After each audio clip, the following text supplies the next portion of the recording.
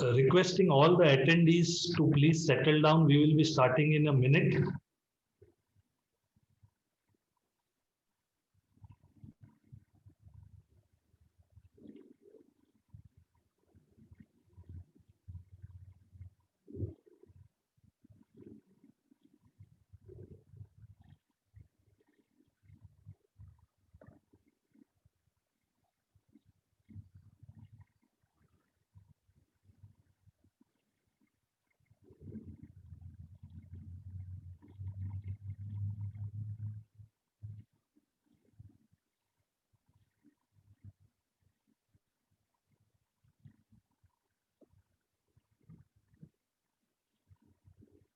A warm good afternoon to all the delegates who have joined in for this webinar today, and a good evening to our expert panel from Japan.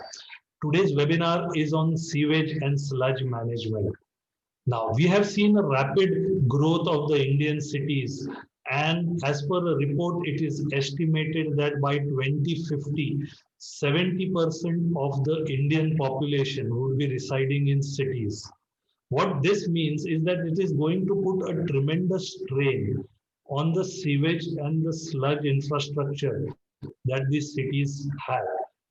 Coupled with the strict compliance that the National Green Tribunal and the Environmental Ministry is putting in, it means that there is a huge potential for the latest technologies to come into the sewage and the sludge sector. Today, the National Green Tribunal as well as the Environmental Ministry is insisting on Class A biosolids. What it essentially means that the byproduct from the sludge treatment process needs to be of such high quality that it can be used as fertilizer within the agricultural sector. This sewage and sludge management has another huge benefit, that the water that is retreated or treated after the process can be used back to augment the water supply. Today, there are enough technologies available that also address the issues that primarily face sewage and sludge management, that is that of energy. Today, there are technologies that can bring down the energy cost and also make the projects much more viable. So what we are going to do today is to get to learn from our experts what are the various technologies that we have today in the sewage and the sludge management area. So to quickly put a perspective to this webinar today, we are extremely honored to have Dr. Kazuo Saeki. He is the Environment and Water Treatment Specialist at the Education Center in the Environment Ministry in Japan. And Dr. Kazi has, in spite of his busy schedule, granted us time to do the opening remarks. So I would now like to invite Dr. Saeki. Dr. Saeki, please. Hi. Hello, everyone. I'm Saeki, working at Water Environment in Japan. Recent India and Japan relationship is good in terms of government, economic, and technology also. Japan has experience of environment pollution disasters in 1950s to 1960s and enforced for environmental protection rule, such as Water Pollution Act, the Centralized Water Treatment Act, Water Disposal Act, etc. Today, 3% focus on sewage treatment and sludge treatment, and explain necessary equipment and technologies. These are developed in Japan and now becoming international standard. Japanese government supports Japanese company to spread Japanese technology. It will become good effect to Indian environment. Thank you for your joining today. Thank you very much. Thank you, Dr. Seki. I'm extremely honored that you took time out from your busy schedule to address us all. Thank you very much, sir. Thank you. Welcome. To quickly now start our webinar today, I would now like to invite Mr. Rio Waza, MD for Daiki Access India. Rio would share with us, how we would flow the webinar, and he is going to take it from here. Rio, over to you. Yeah, thank you very much, Mr. Kailash, to introduce myself and touch the conductor. Okay, so quickly, I will explain about today's webinar, how to proceed.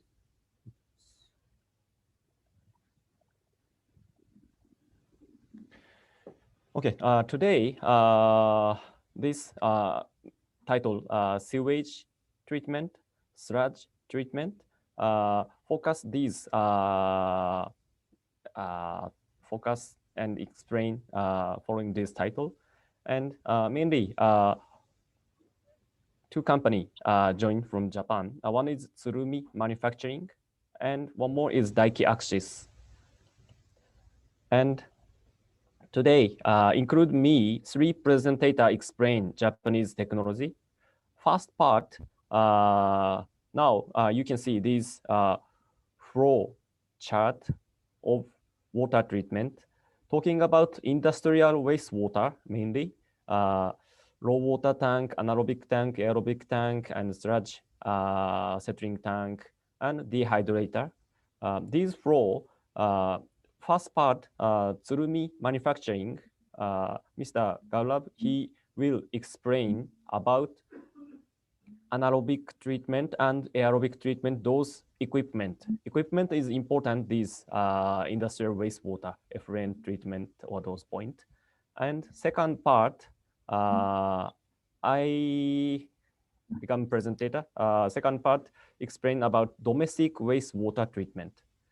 In Japan, domestic wastewater, you can see compare then industrial and domestic. Aeration, anaerobic treatment and aerobic treatment and settling, those parts in Japan, only one product, Johkasou-STP, handle instead of anaerobic, aerobic, settling, and those treatment, all main treatment part. And today, finally, third part, Mahesh, he's working dehydrator market in India. He will explain about dehydrator. This dehydrator, currently India, filter press or the decanter, centrifugal type is common, but in Japan, for safety purpose and low energy consumption purpose, other type, screw press or multi-stage or those type of dehydrator is common. So third part, Mr. Mahesh will explain. These are today's flow. First part, second part, third part, and after each session, Q&A part will start. So please ask if you have some question or some case study or anything. Okay, so now just introduce today's flow. Mr. Gaurav, please start your presentation. Thank you, Mr. Rio. Yeah, so let me go and share my slides here. My name is Gaurav Nakarmi, and I've been working for TSURUMI Pump for almost 4 to 5 years now. Today, I have my colleagues, Mr. Adachi and Mr. Senga here. We are going to explain mostly about wastewater treatment equipments that TSURUMI has. Primarily 3 equipments we'll be talking about. These are our major products in wastewater treatment market. submersible mixers, submersible aerators, and jet aerators. And I'll also be talking about our minor products, something like bar screens and SCUM skimmers. So let's start. Okay, like Mr. Rio has already explained, in any wastewater treatment plant, there is first anaerobic and aerobic reactions, then sedimentation, settling, and after that, you can take the waste to disinfection or discharge, sludge disposal, or those stages. Then where TSURUMI equipments come in is, if you look at the flow, I think most of us are familiar with this flow. This equalization tank or anaerobic tank could vary according to the wastewater treatment flows. And aeration tank, most of the TSURUMI equipments are used in these tanks. And there are some minor products which we can use in settling tank as well. And as Mr. Rio has said, we have the dehydrator that we'll be explaining at the last of this presentation, which comes in this stage. So let us start from submersible mixers. TSURUMI's submersible mixers are called MR.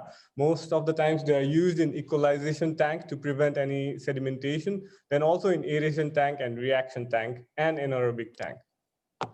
We have horizontal type mixers, vertical type mixers, the mixers which are downward facing, so that if your tank is narrow and deep, you can use these kind of mixers as well. And then if the water level fluctuation is very heavy in your tanks, we can have low level type mixers as well. These are all proprietary TSURUMI products, all original design, and have been in the market for past 10, 20 years at least. So all proven worldwide with thousands of units sold every year. For TSURUMI's submersible mixers, we have from 250 watt to 7.5 kilowatt with reaction force of 40 to 1800 newtons. And it can work up to 500 millipascal second viscous fluid. And most of the time they are used to prevent sedimentation, as I said, to prevent the settling in your reaction tank. You don't want the waste to settle down on the bottom of the tank, so we use mixers to keep it flowing. Then as I said, we also have the low water level type mixers, which prevent any vibration when the water level is very low, and it also prevents the formation of vortices and whirlpools. So the air is not sucked in and keeps the mixer stable and operates with prolonged life. As I said, these mixers are mostly used in equalization tank, anaerobic tank, and aeration tank to prevent sedimentation, to prevent any settling of the solid particles. So what are the USPs, unique selling points of TSURUMI mixers compared to other manufacturers? Is that we have double internal mechanical seals so that you don't need to worry about water incursion inside the motor. That's very important in any submersible equipment. We also have proprietary anti-wicking cable. That's TSURUMI's original technology, which prevents any water incursion from the motor's cable as well. And we have various types of propellers, various variations, wide range. In the same kilowatt, we can have different variations. So we make our equipment suitable for the customer's requirement, customer's tank. So each tank has different requirements. Our propellers are also different. These are some of the conditions that we need to take care when selecting a mixer. I won't go in detail about that here. Another equipment I want to talk about is submersible aerators.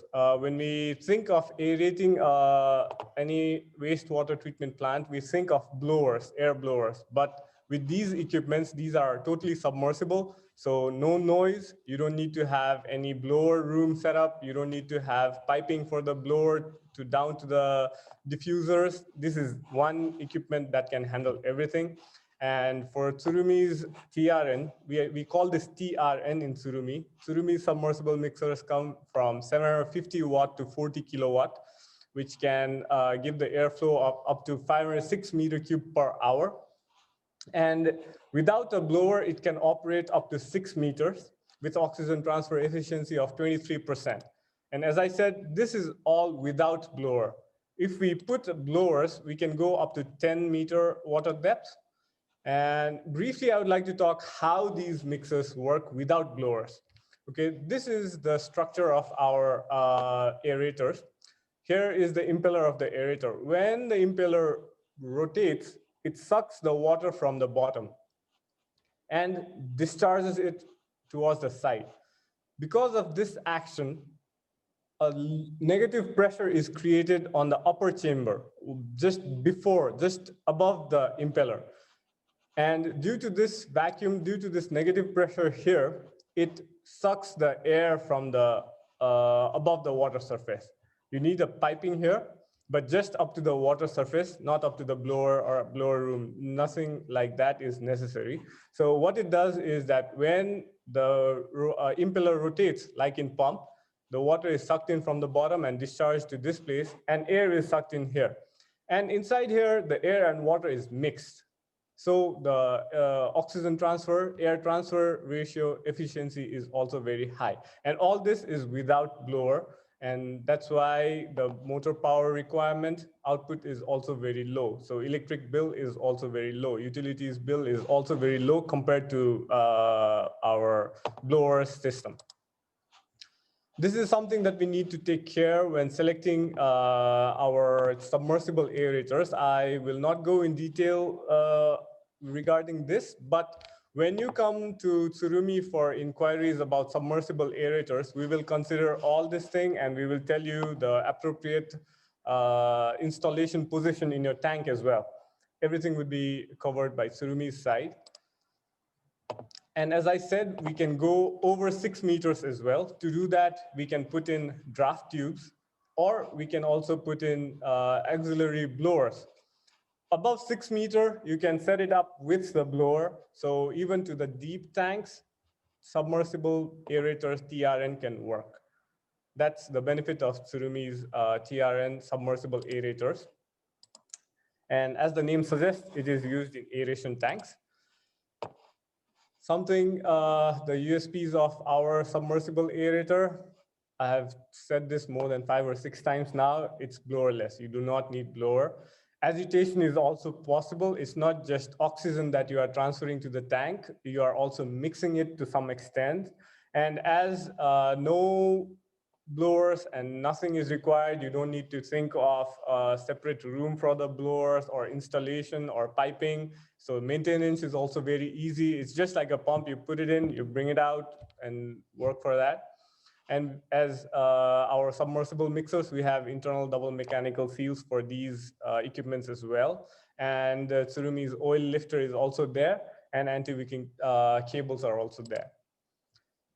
Another equipment that we have, this is also for aeration, is called submersible jet aerators. This is a normal submersible pump that we have. One of our best-selling pumps in wastewater sewage market is, this is the B pump. The name is B in TSURUMI. So we just put a diffuser on this pump to make it an aerator. So it also operates similar to TRN's principle that it sucks in water, which creates a negative pressure inside the diffuser, and the air is sucked in from this pipe to send it out. But unlike TRN, the mixing happens inside the diffuser without any agitation from the impeller. So the oxygen transfer efficiency when compared to TRN is a little bit lower, but still better than blower, as no blower is required. This also works inside the aeration tank. Now I would like to talk a little bit about our minor products, decanters. So this is TSURUMI's floating decanters to remove the supernatant water in the settling tank in our, when the sediments have already been settled and the top layer only has clear water. We can use this equipment, which comes with a float and also a sludge sensor, so that when the water level drops down and all the supernatant liquid has been discharged, no sludge comes in. When this sensor gets any identification that there is a sludge at this level, it will stop operating so that only clear water is pumped out. Another equipment that we have is called floating SCUM skimmers in wastewater treatment plants or in dirty ponds or during oil spills. there are requirements when only the top layer needs to be discharged.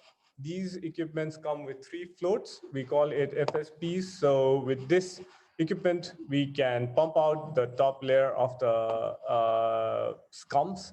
And even the level up to which we can pump out is totally adjustable anytime we want. As you see here, it's deeper than previous video.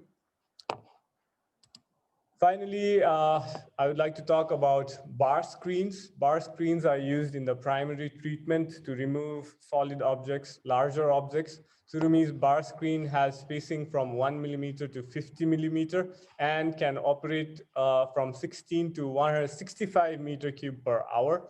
And there are 2 types of bar screens in TSURUMI's lineup. One is front screen and one is rear screen. In rear screen, the chain also doesn't come in contact with wastewater, so the life of the bar screen is pretty long. I think I have just crossed my time.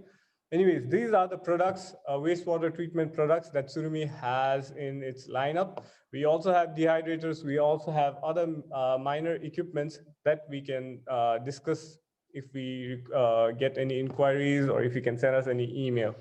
With this, I would like to end my presentation and go back to Mr. Rio Waza, please. Thank you, Gaurav. We have some questions that have already come up for you. Okay, yeah. So we have Mr. YG Srinivas. He is asking the question, submersible aerators, does it need diffusers also for airflow? No. Distribution in aeration tank? No, it does not need any external diffusers as such, like in blowers. Let me, please wait a minute.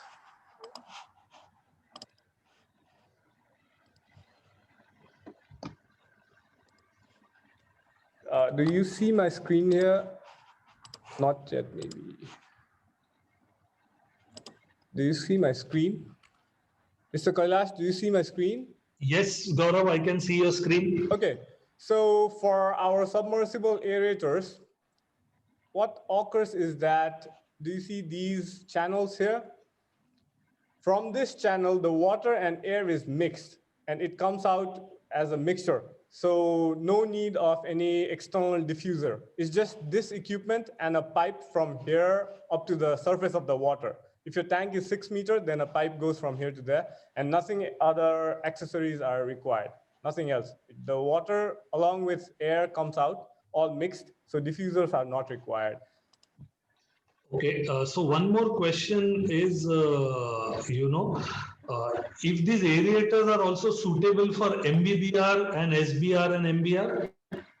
Yes, they are suitable for those tanks as well, those kind of processing plants as well. But according to the size of the tank, according to the liquid properties and other solids that are present inside the tank, we may need to make some modification, or we may need to make a selection that's not, how should I say, orthodox, not conventional. So it depends case by case. But if it's a normal SBR or with membrane, it's not a problem.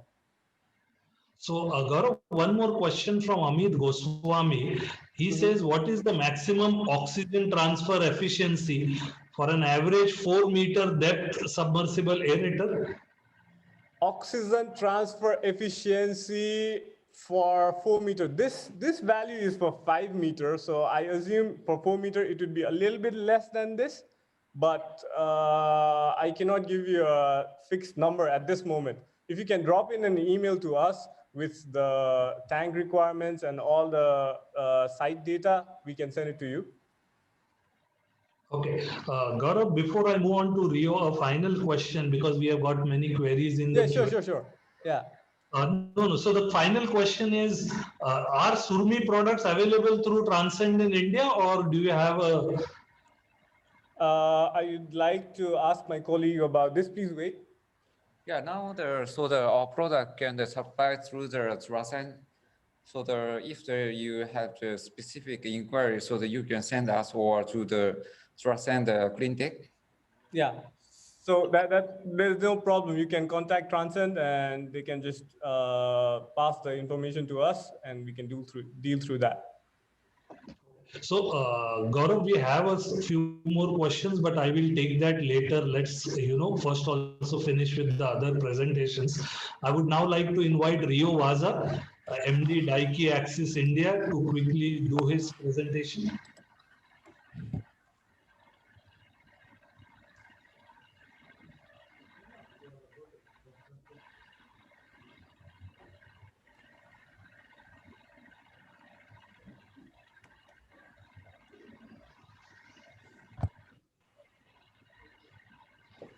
Okay, thank you very much introduction, Mr. Kailash. Okay, so now I'm going to explain about second part about Johkasou-STP.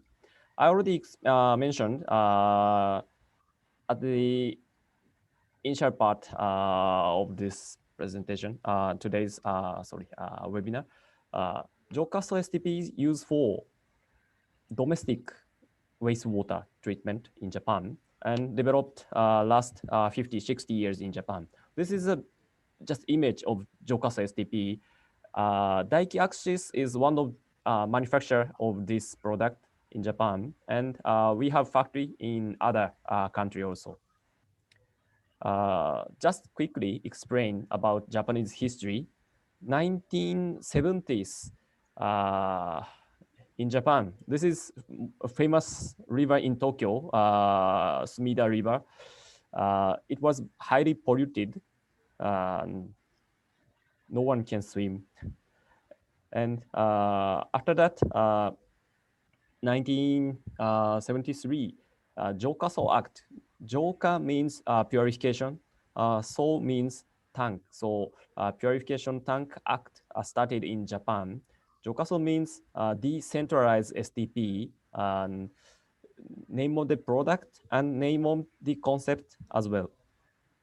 And after that, after this Johkasou Act, Japanese river, pond, and near the sea, not quickly, but gradually recovered. And now almost 97 or 98% wastewater from domestic black and gray water are treated and discharged or reused in Japan.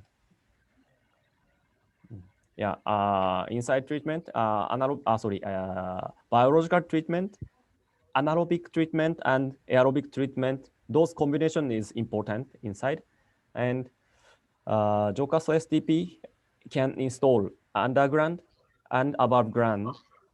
In Japan, the purpose save the land area, install under car parking or install under green area. That is usually. And this is additional information. This single tank size is for transportation purpose. Biggest size is 11-meter length. So more than that, usually we combine 2 tanks, 3 tanks, and increase the capacity. And this is main concept in Japan, but in India, this is more important than Japan. Treat locally and reuse locally. In Japan, water resource is very much plenty of water is in Japan because surrounding sea and very high mountain and good river. But India, reuse is very important. So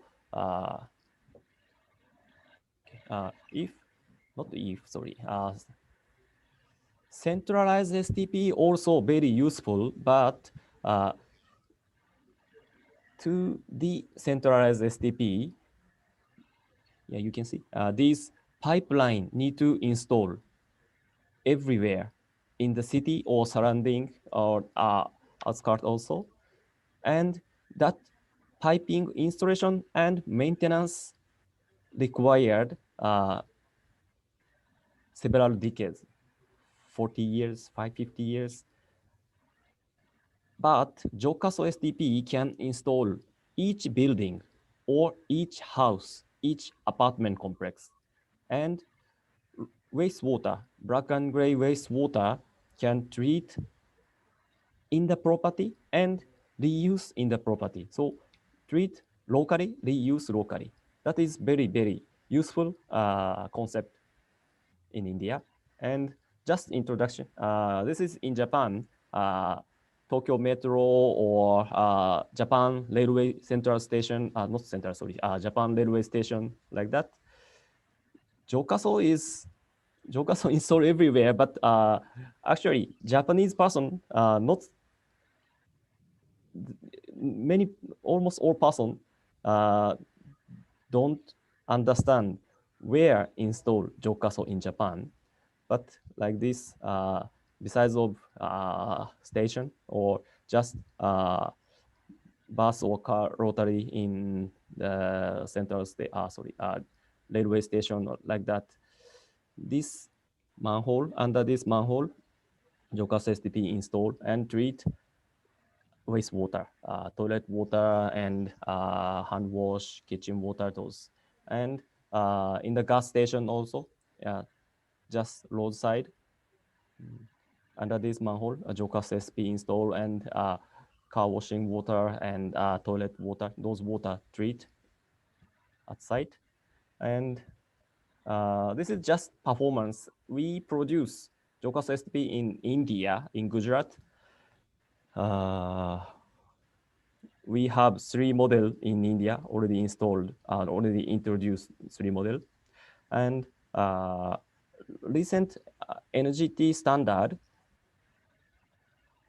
only AI type cannot achieve NGT norm, but use with sand filter after Johkasou, that treated water achieve NGT standard.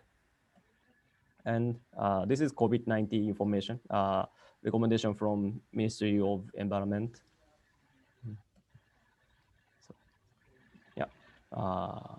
yeah. And last 2 years, 2.5 years actually, we installed Johkasou-STP several locations in India, almost across the India. 120 units is maybe 2 months before. Now we already installed nearly 140 or 150 units in India. And factory in India, Gujarat, just border of Maharashtra and Gujarat near Vapi. And recently we got green product certificate from CII.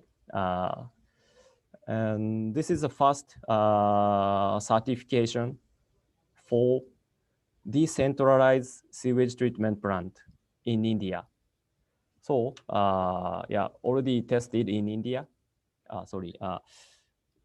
Inlet BOD 140, second location is 370, and outlet is like this. Yeah, very good result. Yes, this test is not done by Dike team. CII person came and checked, collect water sample and checked. So this result is a reliable result. And just 2 weeks, just 2 weeks before, we got a recommendation letter from Jal Shakti department, National Jal Jeevan Mission. This Johkasou is good for decentralized water treatment use. Yeah, and not only India, we produce more than 1 lakh unit every year and install all over the world.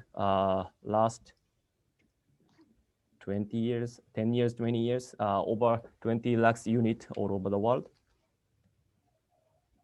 Yeah, and this is NTPC Mauda in Nagpur. BOD 280 become 12. Their requirement is less than 20, so we don't put sand and active carbon filter, but color is very good, and this is the result. And this is under Delhi Development Authority DDA, 10 KLD.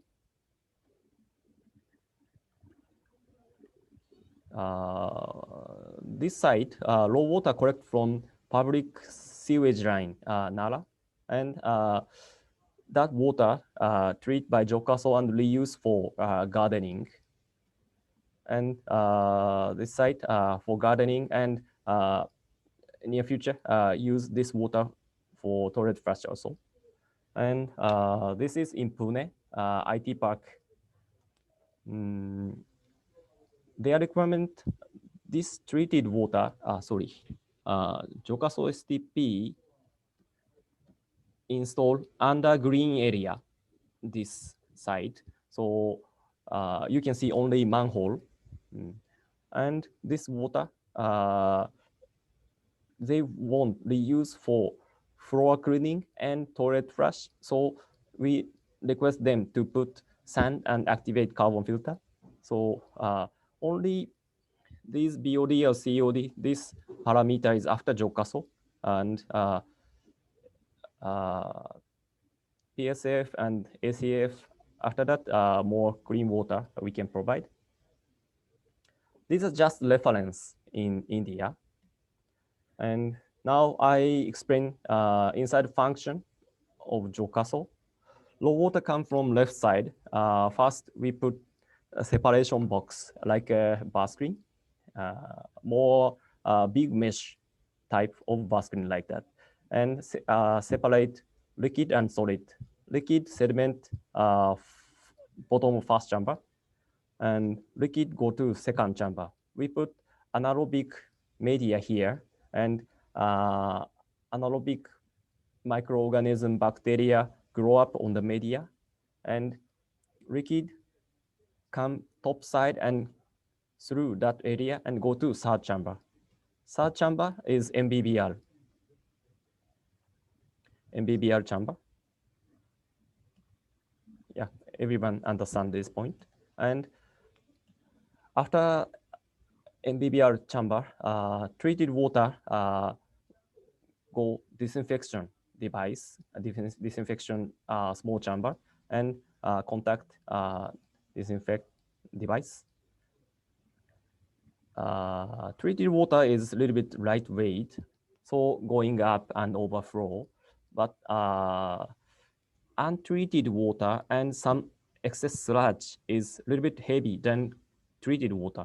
So go bottom sediment, and we provide air from same aeration blower. So always untreated water and sludge go back to first chamber and treat again and again. Always water flow inside the tank. That is important. Yeah. Purpose of separation box, everyone understand. India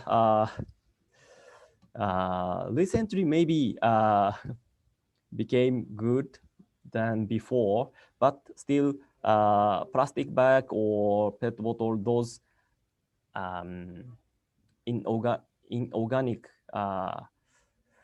rubbish flush into toilet. So those plastic things collect and remove. That is the purpose of separation box. And this is anaerobic media we create, and this media also we are producing in our factory by injection molding. And MBBR media also made by injection molding, and disinfection device. And most important is recirculation system operating by aeration blower, not pump. So energy consumption is very low and working 24 hours. Yeah, this is a feature of Johkasou-STP. Getting Johkasou-STP in India getting famous, familiar, but some person does not know well. So important point is low energy consumption compared than conventional STP in India. And second point is no need operator. Automatically work that this product. Only monthly maintenance. Monthly maintenance also just 15 minutes. Just remove rubbish. I already showed plastic bag or pet bottle, those things from fast tank. And nitrogen can treat, and no leak smell, no noisy sound. Blower sound level is just 48 decibel, like a mobile vibration sound. And no need equalization tank before Johkasou-STP. Equalization function already include in this Johkasou tank. Yeah, low sludge generation and product produced in the factory. So just bring at site and connect inlet outlet. We call one-day installation plug-and-play product, and produce at factory all parts and all manufacturing process done in the factory. So product is no error. So yeah, always good performance. Yeah, this is a flow. If someone want, I can share this after the meeting. Yeah, nitrification, denitrification. This continuous process is important. If maybe SBR process is famous in India, but SBR is good for chemical treatment or those effluent treatment, but domestic wastewater treatment, SBR is maybe just energy waste or time waste. I don't recommend. This Johkasou system is better. And continuous nitrification, denitrification, only that process is actual treatment. BOD or nitrogen become N2 gas, O2 gas, and H2O. That is treatment. And civil work is very, very simple, only foundation. And this is a comparison table. SBR, MBBR, MBR, and Johkasou process. Treatment performance, only Johkasou is BOD 10 ppm to 20 ppm is a target. If want to reduce more after Johkasou, put sand and activate carbon filter, or go to MBR system. But MBR system and Johkasou plus TTP, tertiary treatment, Johkasou plus TTP is maybe very low capital cost and low operational cost than MBR. So we suggest Johkasou-STP for domestic wastewater treatment.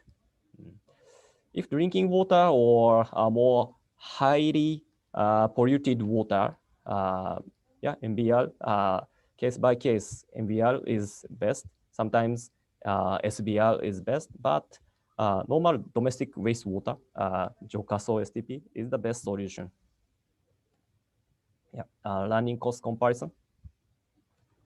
Include operator cost. Blue is Johkasou and red is conventional STP. STP use not only 1 year, 5 years, 10 years, maybe 20 years or more. If you use conventional STP 10 years, running cost gap is more than 150 lakh Indian rupee, very big.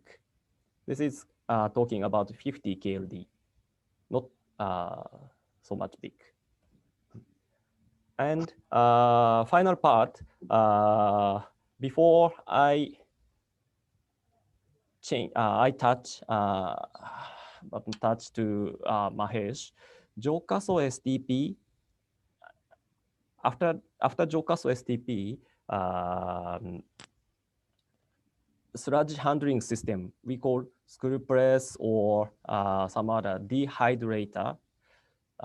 That is very useful and good combination. Johkasou is treatment, but sludge have to remove and handled by something, some treatment process.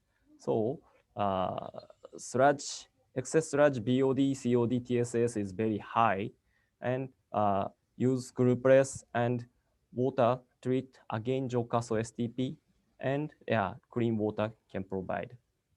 These are more typical flow diagram.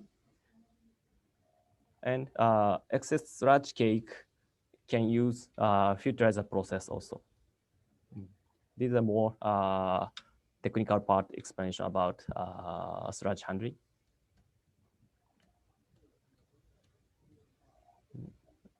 These are a financial scheme. Daiki Axis is a manufacturer, but not only manufacturing and sell. We already started BOO, BOT model with Indian government or local municipality. Yeah, so this consultation also we can talk. Yeah, this is just reference of BOT. Yeah, again, this is, please remember only this point. Johkasou, most important main concept is treat at site and reuse at site. Treat, install each building, and that building wastewater can treat at same place and reuse in same place. This is main concept. And other point, yeah, useful information, but no need to remember. Only this red point main concept, please remember today. Okay, thank you very much. This is my part, and now over. After Q&A, please explain, Mahesh. Q&A is first. Yeah, so Rio, I have a few questions that the audience has put to you. So the first question is from Sandeep Ghatke. He says, what will be the minimum and maximum capacity of sewage that can be handled in the Johkasou-STP? Yeah, okay. Minimum size is 1 KLD, 1,000 liter per day. You can see this second picture is 1 KLD, 1,000 liter treatment capacity per day. And biggest single tank is 50 KLD, 50,000 liter per day capacity. But for example, 200 KLD, we combine 4 tank, and yeah, we can provide 200, or just increase modular, combine and modularly, we can increase the capacity. That's the answer.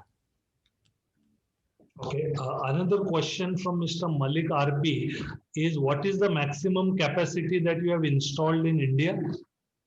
India, near Chennai, we install total plan is 500 KLD. That the small township, apartment complex development. Now that site is phase 2, so we just installed 200 KLD and going to increase up to 500 KLD. Okay. Another question I have from Shafkat Kazmi is that, is this also suitable for industrial wastewater? Basically, no, because industrial wastewater inlet BOD, COD is very high compared to domestic wastewater, and sometimes very highly acid water, or those water cannot treat biologically. That's the reason we focus, Johkasou is good for domestic wastewater treatment. So Rio, one more question from Sachin Joshi. He is saying, what is the size per kiloliter input required for Johkasou? And the question is, can we create a Johkasou system in constructed tanks, maybe in Leh Ladakh? Constructed tank means concrete RC tank or like that? Yes, I believe maybe that is what he's trying to ask, that there is a constructed tank, and can we inside that create a Johkasou system? Cement Johkasou tanks. Yeah, yeah, he's yeah, yeah. saying cement tanks. Okay. Yes, Johkasou concept. Yeah, we can input even RC tank, but if RC tank, we need calculate each flow, how to say, inside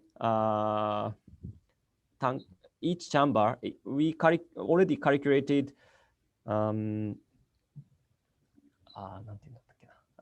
calculated retention time? No. Water flow physically, actual flow or those flow.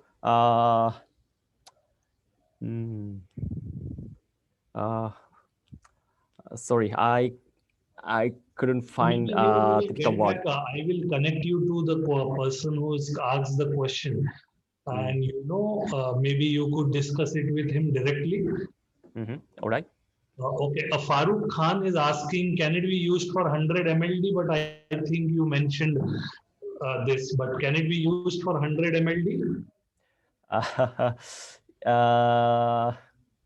Possible or not possible, that question, that's the possible, but we combine one tank, two tanks, so maybe 100 MLD, we need to combine 2,000 tanks. So that is not good choice. But our experience, we combine and increase capacity up to 2 MLD. We already constructed in Oman, in Gulf country. Okay. Samiullah Kamarli is asking, is there a filtration process in Johkasou, and what type of disinfectant we can use? We have 3 types. Basic model is chlorine disinfection, and depend on site condition or purpose of reuse that water, UV and ozone also client can choose. Okay, there is a question on the price, but I will leave that. You can connect with him directly. Can it be used in individual bungalows and villas? Can this plant be used in individual bungalows and villas? Yes, this I mentioned this photo. I mentioned individual house, but actually here is farmhouse in golf course, besides of golf course. So we can install, yes, individual house or villas, yes. Okay, Professor Dinesh Chand is asking whether Johkasou has been implemented in any rural Indian village, and what has its been success? Yes, we already started test plant with UP government and Haryana government, and install Johkasou-STP with solar system, because rural area power supply is not stable. So usually main power source collect from land cable, but when blackout timing, or sometimes blackout is 4 hours, 6 hours, or 24 hours. So we put solar and small battery. So up to 12 hours, yeah, we can cover by that solar system. That test case we already started with government. Okay, Chetan Sharma is asking you, Rio, can it handle oil and grease for industrial wastewater? Yeah, industrial wastewater, no. But domestic wastewater, grease and oil and grease, up to 80 gram per liter can handle. So industrial, maybe more, maybe double or triple, 5 times. That cannot handle by Johkasou-STP. Need to grease trap. Okay. Amaresh Belagal is asking, what is the USP of Johkasou? Because sometimes similar products are also brought by Indian manufacturers. So what is so special about Johkasou? Yeah, these are point. Now I returned the slide. These are features. Yeah, I Diaxis, before we join into Indian market, we checked local market. Yeah, now inactive but Syntex or I forgot the name. Some company produce and mention that is Johkasou, but Johkasou need to get certificate from Japanese government. Japanese government environmental ministry check and they do very strict test. After that, that certification can get from government to each model. So AI model, we got a certification from Japanese government. In Japan, we produce other 16 model we already got, but India manufacturer like now, yeah, I mentioned Syntex and Govinder, those company, they just learn from Chinese company or Japanese company or Southeast Asian company and just tried to manufacture. Actually, Syntex is tank manufacturer, so they don't understand how to calculate water flow or treatment speed or yeah. So actually, maybe in India, Johkasou name is not best product because those company first introduced Johkasou, but that was not actual Johkasou because government not certificated and not passed the test.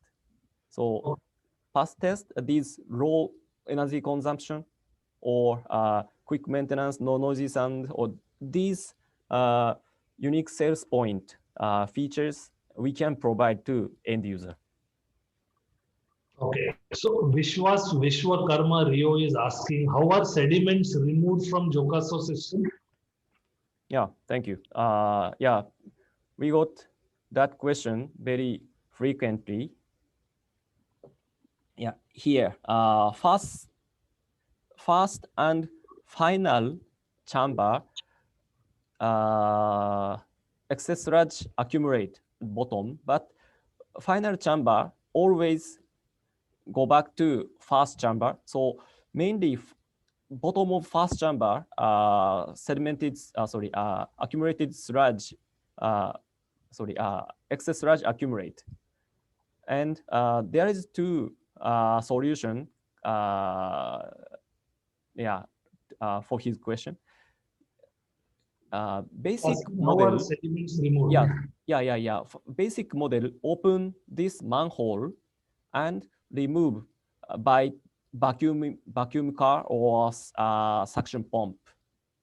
And if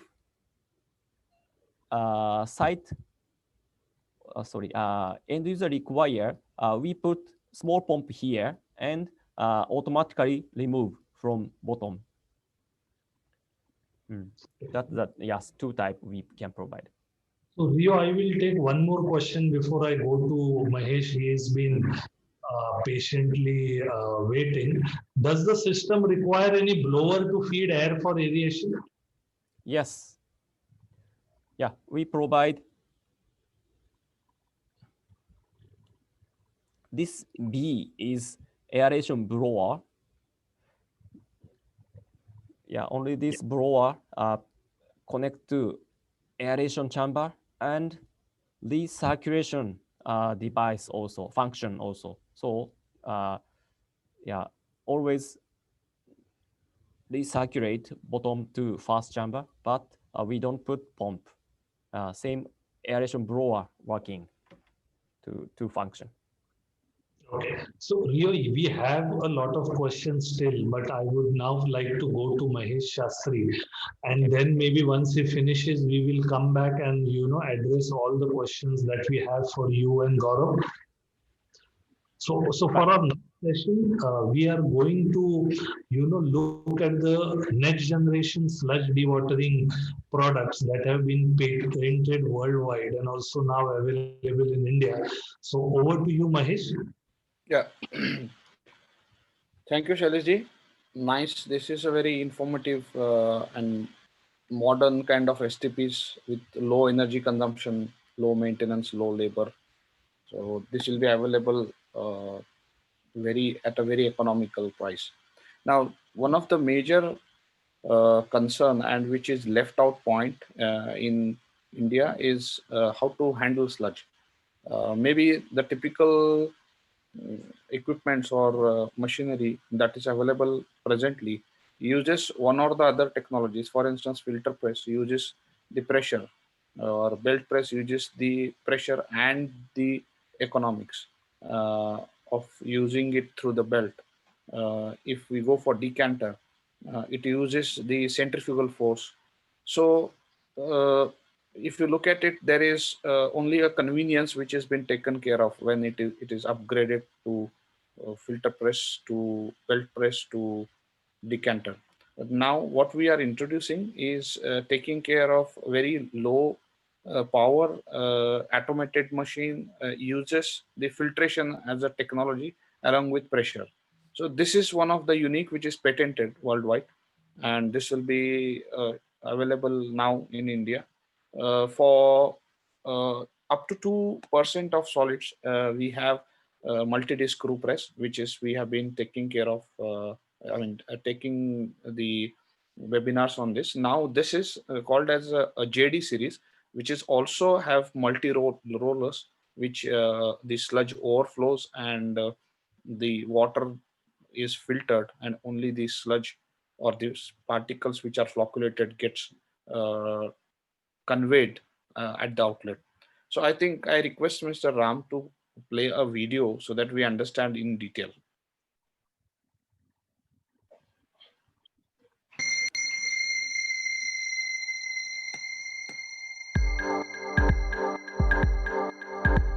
What kind of dehydrator is needed in an environment-friendly world?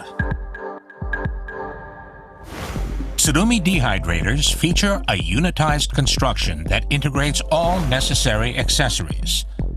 They can be more easily installed and are very compact compared with belt presses and centrifugal dehydrators. They also boast lower noise, reduced energy consumption, and require less water for flushing. TSURUMI dehydrators thus provide an economical and eco-friendly solution to dehydration applications. TSURUMI's MDQ, MDC,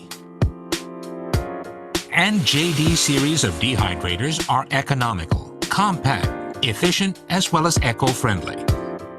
Our proven technology is hard at work in a diversity of applications. We have overcome many difficult challenges owing to our long years of experience and unique expertise.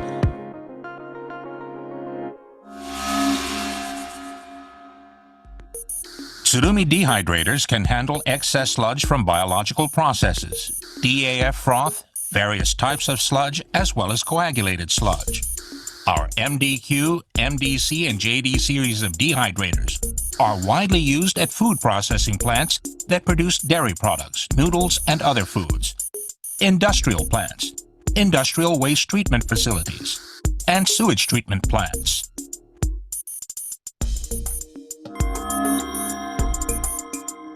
Here are some guidelines to help you choose the right dehydrator for the sludge you have to deal with. If the sludge you discharge is less than 2% in concentration, we recommend a dehydrator from our MDQ or MDC series. But if the sludge you discharge is more than 2% in concentration, we suggest using one of our JD series dehydrators. If your discharged sludge contains less than 40% inorganic matter, we recommend our MDQ or MDC series, while the JD series is a wiser choice for higher inorganic content of less than 60%.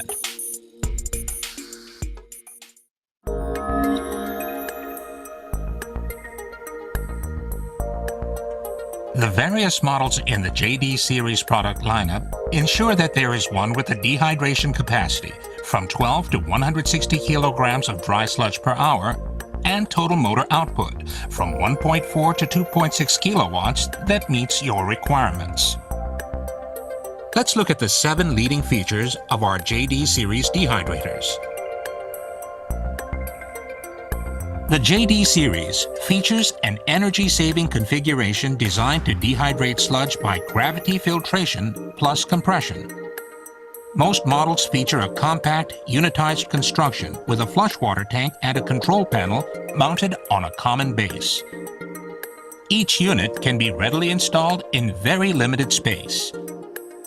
We compared our JD series against other dehydrators of similar treating capacity. In terms of energy consumption, TSURUMI dehydrators use about half the power demanded by belt press dehydrators and just 1/10 the power of centrifugal dehydrators. JD series dehydrators and their related accessories can be operated simply and easily from its dedicated control panel. The filtration section consists of multiple discs and a self-cleaning mechanism. Therefore, it never clogs, and the unit can run continuously. JD series dehydrators can stably dehydrate even sludge with high oil content. They are the optimum solution for treating oily sludge, such as DAF froth at food processing plants, which filter cloth systems and centrifugal separation processes cannot readily handle. Thus, our dehydrators boast a higher solid capture rate.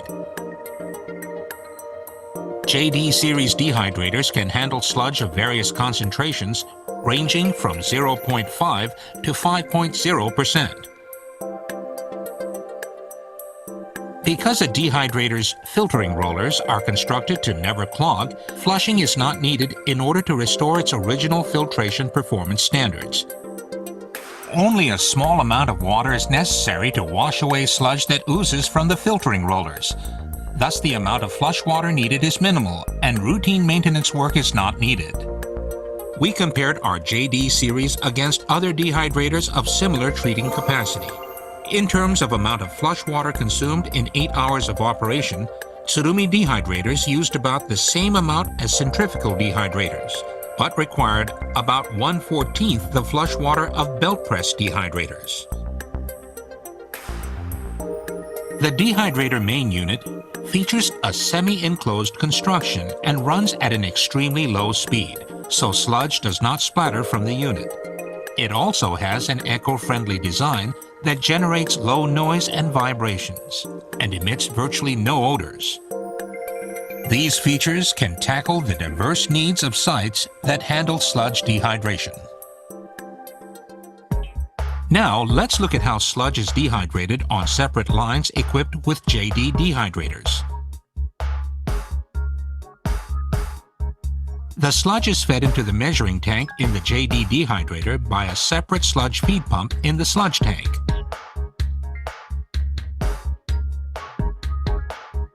A predetermined amount of sludge is measured in the measuring tank and naturally flows into the coagulant mixing tank. The excess feed is returned to the sludge tank. The return feed gate from the measuring tank to the sludge service tank is structured like a screw that makes it easy to regulate the amount of sludge flow to the coagulant mixing tank by controlling the rotational speed of the screw mechanism.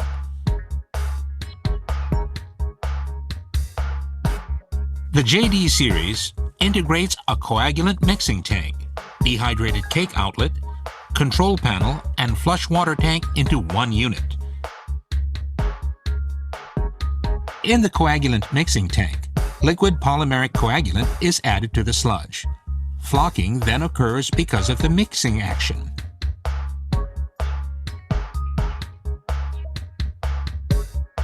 Two types of polymeric coagulants can be used singly or in combination to treat sludge of various characteristics. Coagulant 1 is injected into the outlet side of the measuring tank and coagulant 2 into the mixing tank. After flocculation, the sludge overflows the coagulant mixing tank and naturally flows into the dehydrator main unit. The main unit of the multi-disc dehydrator contains multiple rows of filtering rollers arranged in 2 tiers. Each filtering roller consists of multiple thick resin discs, small thin stainless steel discs, and large thin stainless steel discs.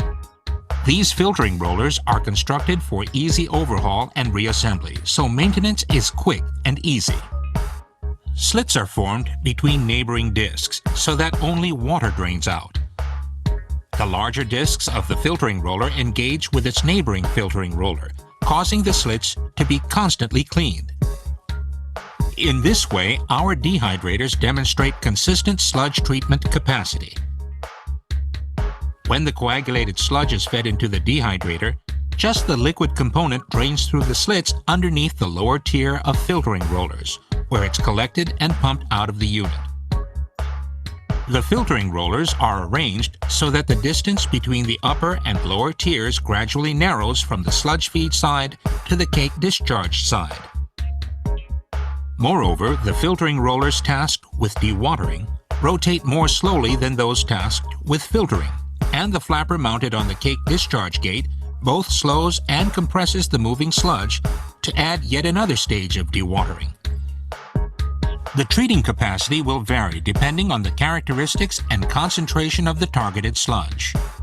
The amount of water retained by dewatered cakes can be controlled to site demands by changing the rotational speed of the discharge side rollers. The typical treating capacity for a 1,000 millimeter wide filtering roller is 40 kilograms of dry sludge per hour for excess sludge, 50 kilograms of dry sludge per hour for wastewater and sewage treatment sludge, and 60 kilograms of dry sludge per hour for DAF froth and livestock waste sludge. It's recommended to select a model to meet your needs. Note that the motor output means the total output of all motors mounted in the dehydrator main unit, but does not cover the motor output of units such as the sludge supply pump or polymeric coagulant mixers. Also note that sludge feed pumps, chemical injection equipment, chemical injection pumps, and other ancillary equipment are not included. And of course, with JD series dehydrators, you can operate and manage the entire dehydration process with the touch of a single button. TSURUMI JD series multi-disc dehydrators were designed and built to improve dehydration performance. They promise effective and efficient sludge treatment that meets the frontline needs of industry and public services.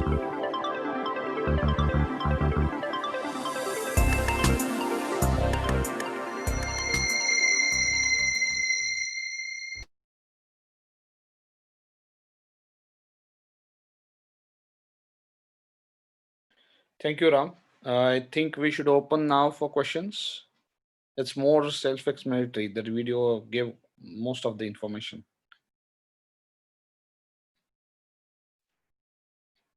Kailash?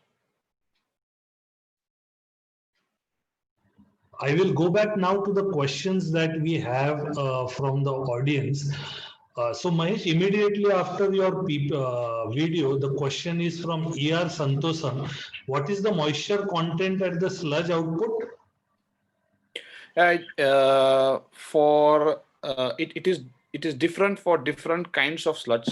If we average it out, we generally expect 20 to 35%. Okay. Amresh Belagal is saying, in dry districts, I have come across solid percentage from 6 to 8%. Is your model designed to handle such solid percentage? Yes.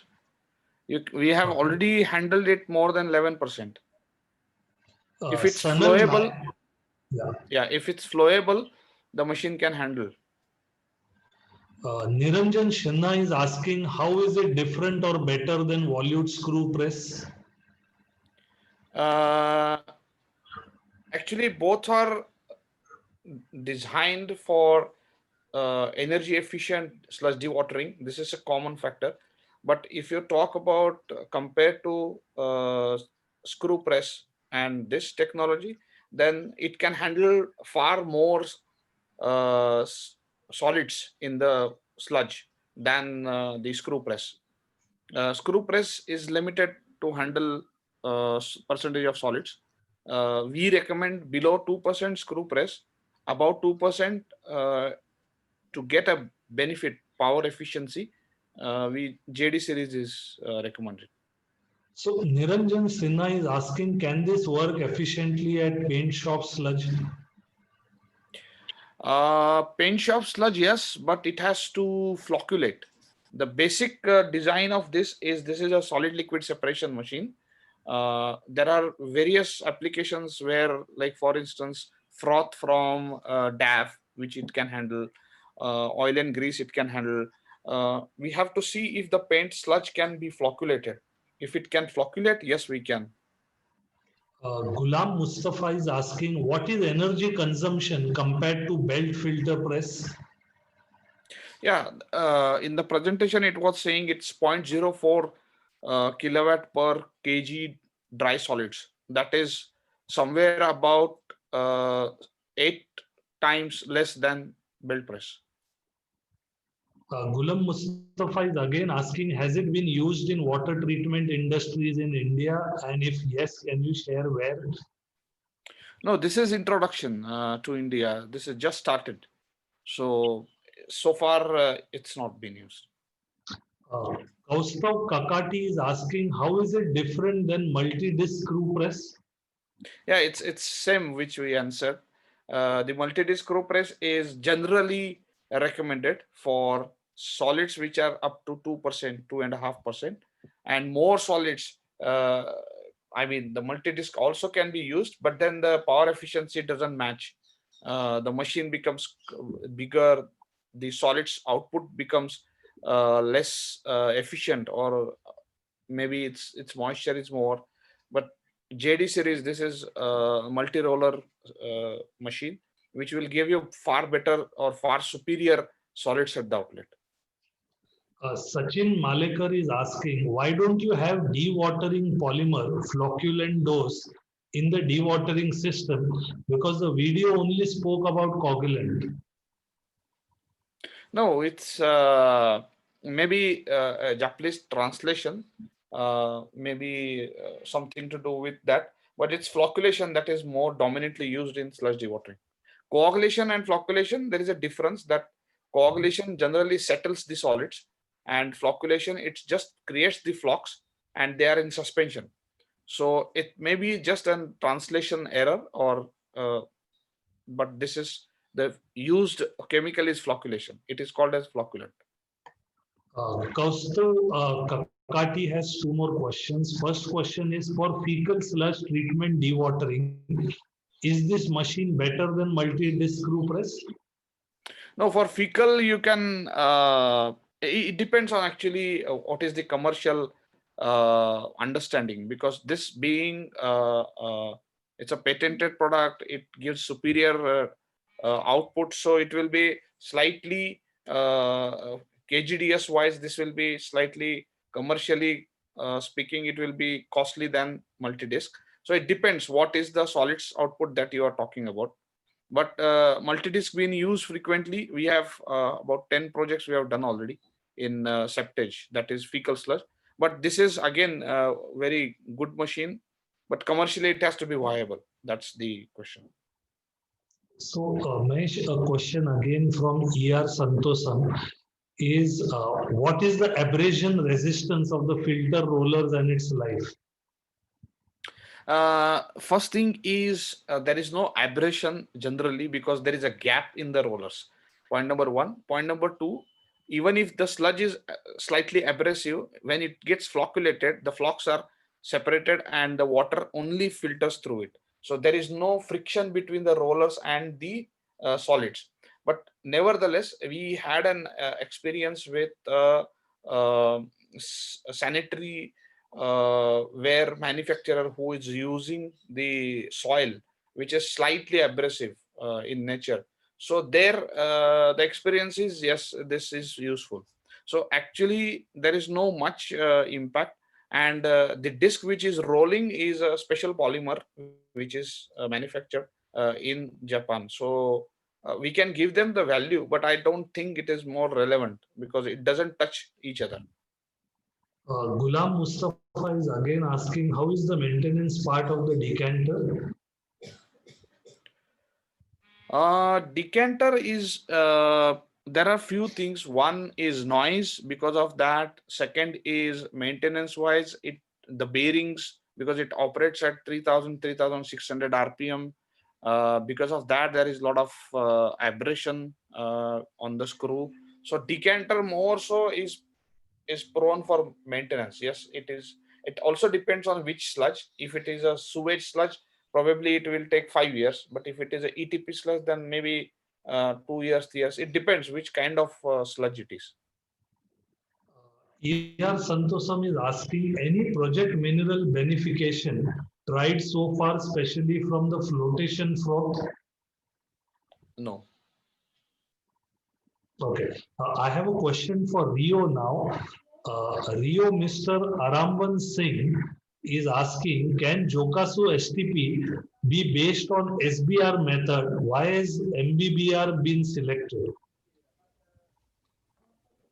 SBR, basically SBR and MBBR only focus on that part, not so much big difference, but SBR basic concept is batch system, batch treatment, not continuous flow. Johkasou, MBBR is just one part of Johkasou treatment.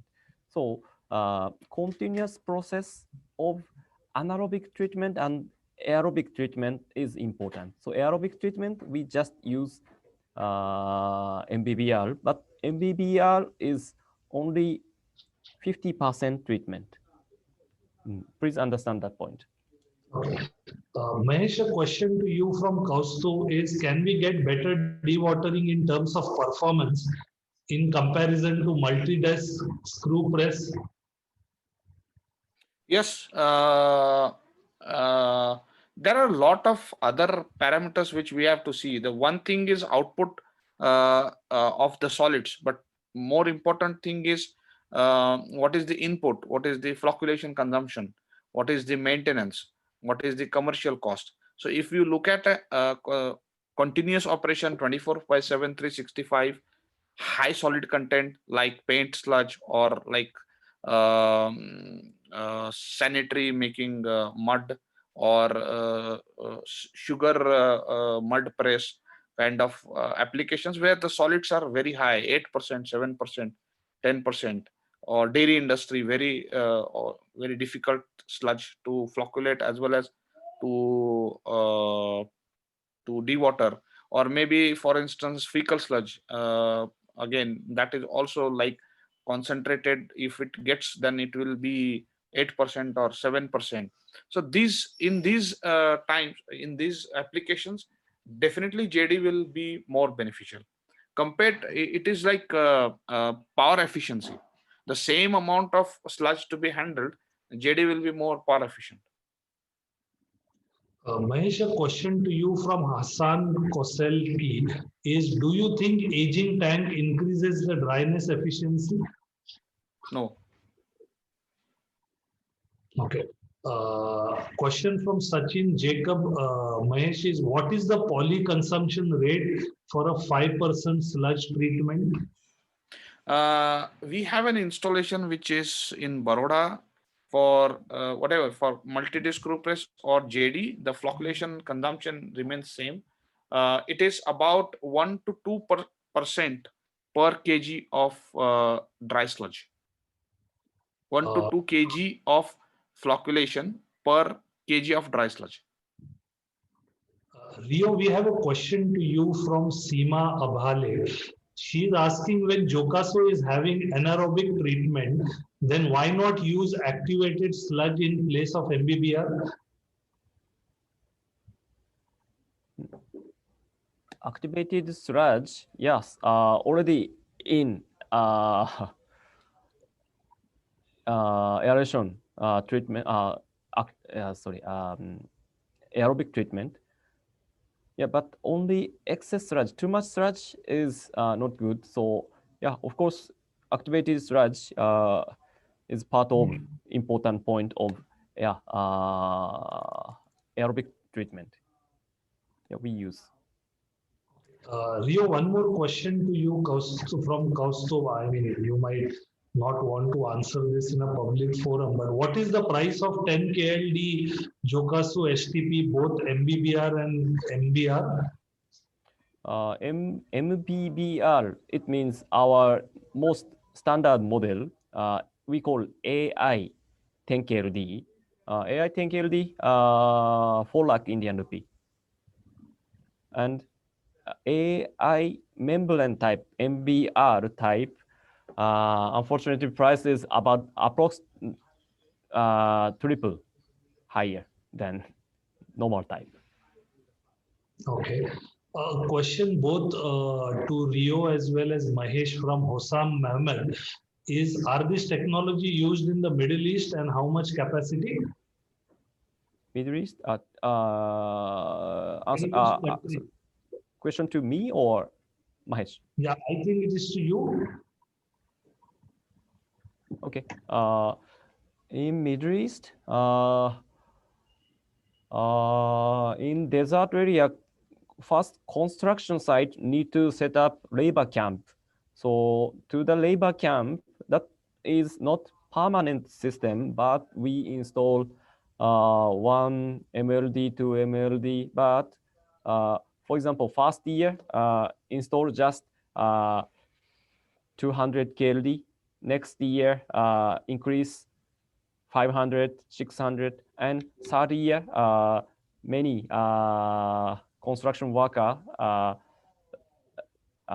working outside at the time, up to 1 MLD.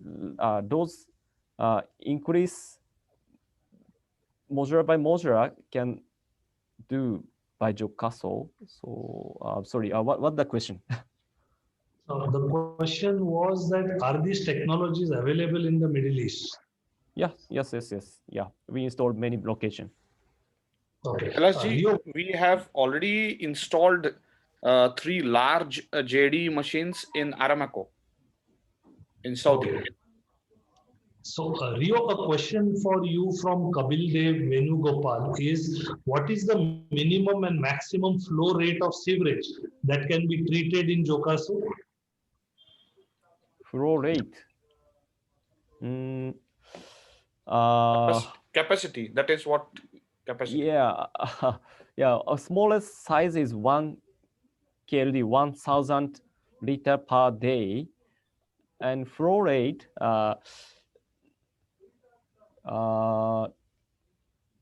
total capacity divided 24. That is average flow rate, and up to 3 times higher flow rate we can handle without equalization tank.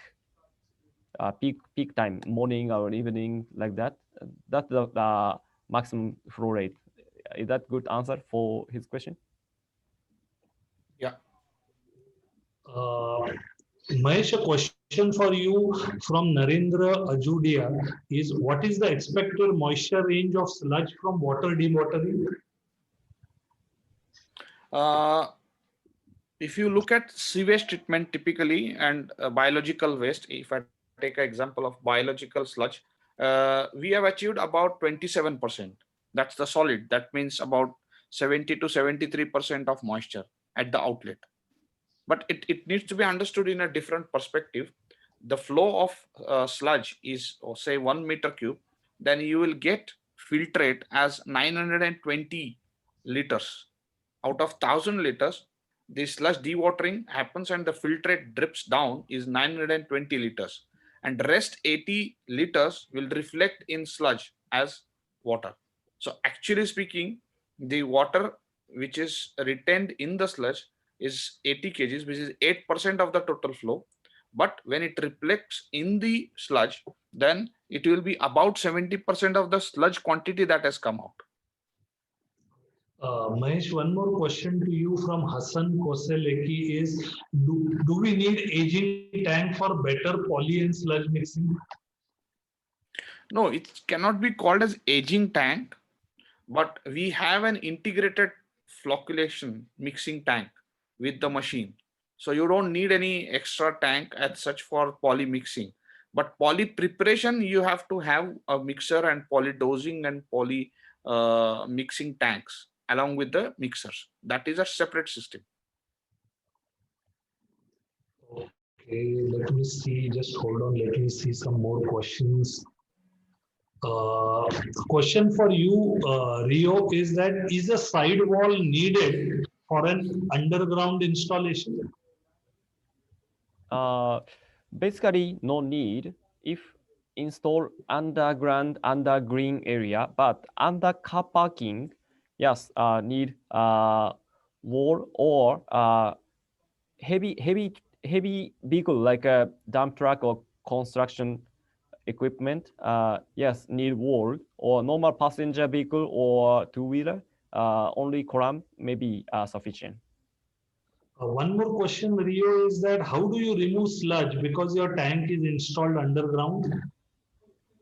Yeah, underground mean, yeah, so just open manhole and remove by vacuuming tank hose, or yeah, install pump. Okay, this is a drawing.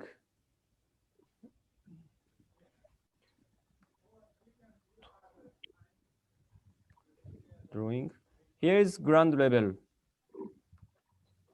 GL is here, and this tank is installed underground, and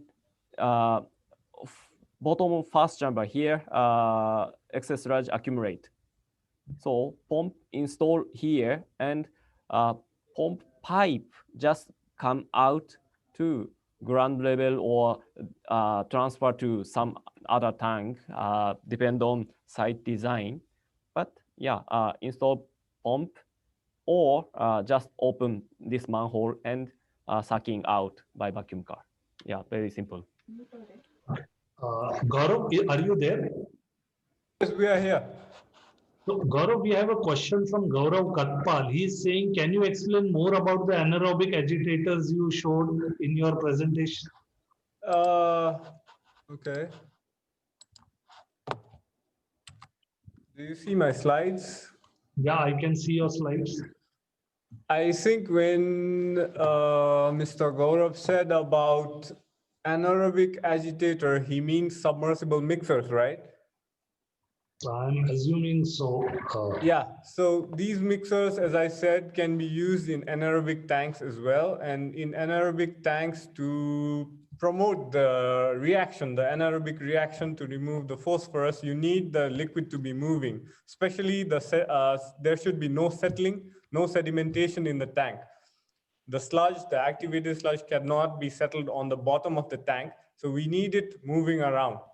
This agitation is created by these submersible mixers. All you need to do is install these mixers on a guide rail, guide pipe, and due to the rotation of the propeller, the water gets moved around and no settling happens on the tank, inside the tank. So, Gaurav, like one more question from Shashank Uniyal for you. I'm not sure if I took it before. What drives the flow of water inside the aerators? Inside the aerators, okay, let me go to the aerator first.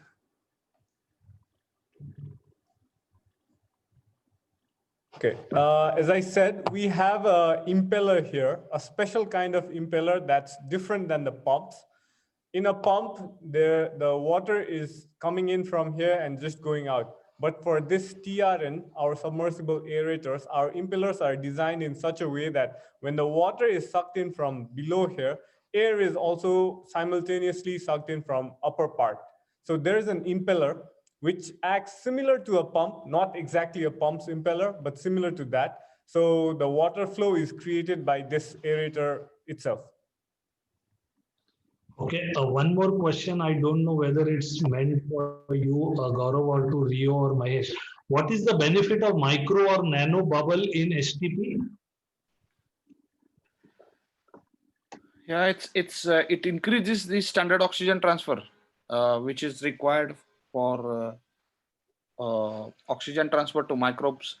So microbubbling, but below a certain microns or certain bubble size, it doesn't help anymore because it needs more energy to create microbubbles than it is required. So typically wastewater requires about 3 watt per meter cube, a minimum energy to be put in. So if you talk about more nanobubbles, it doesn't make any sense. But there is some relation with size and its behavior.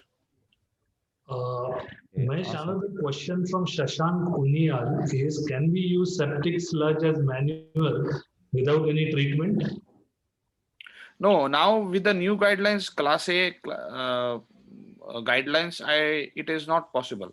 You have to pasteurize 130 degree to 176 degree, and then that can be used as a manure, but not the direct coming out of the sludge dewatering. You can't use it.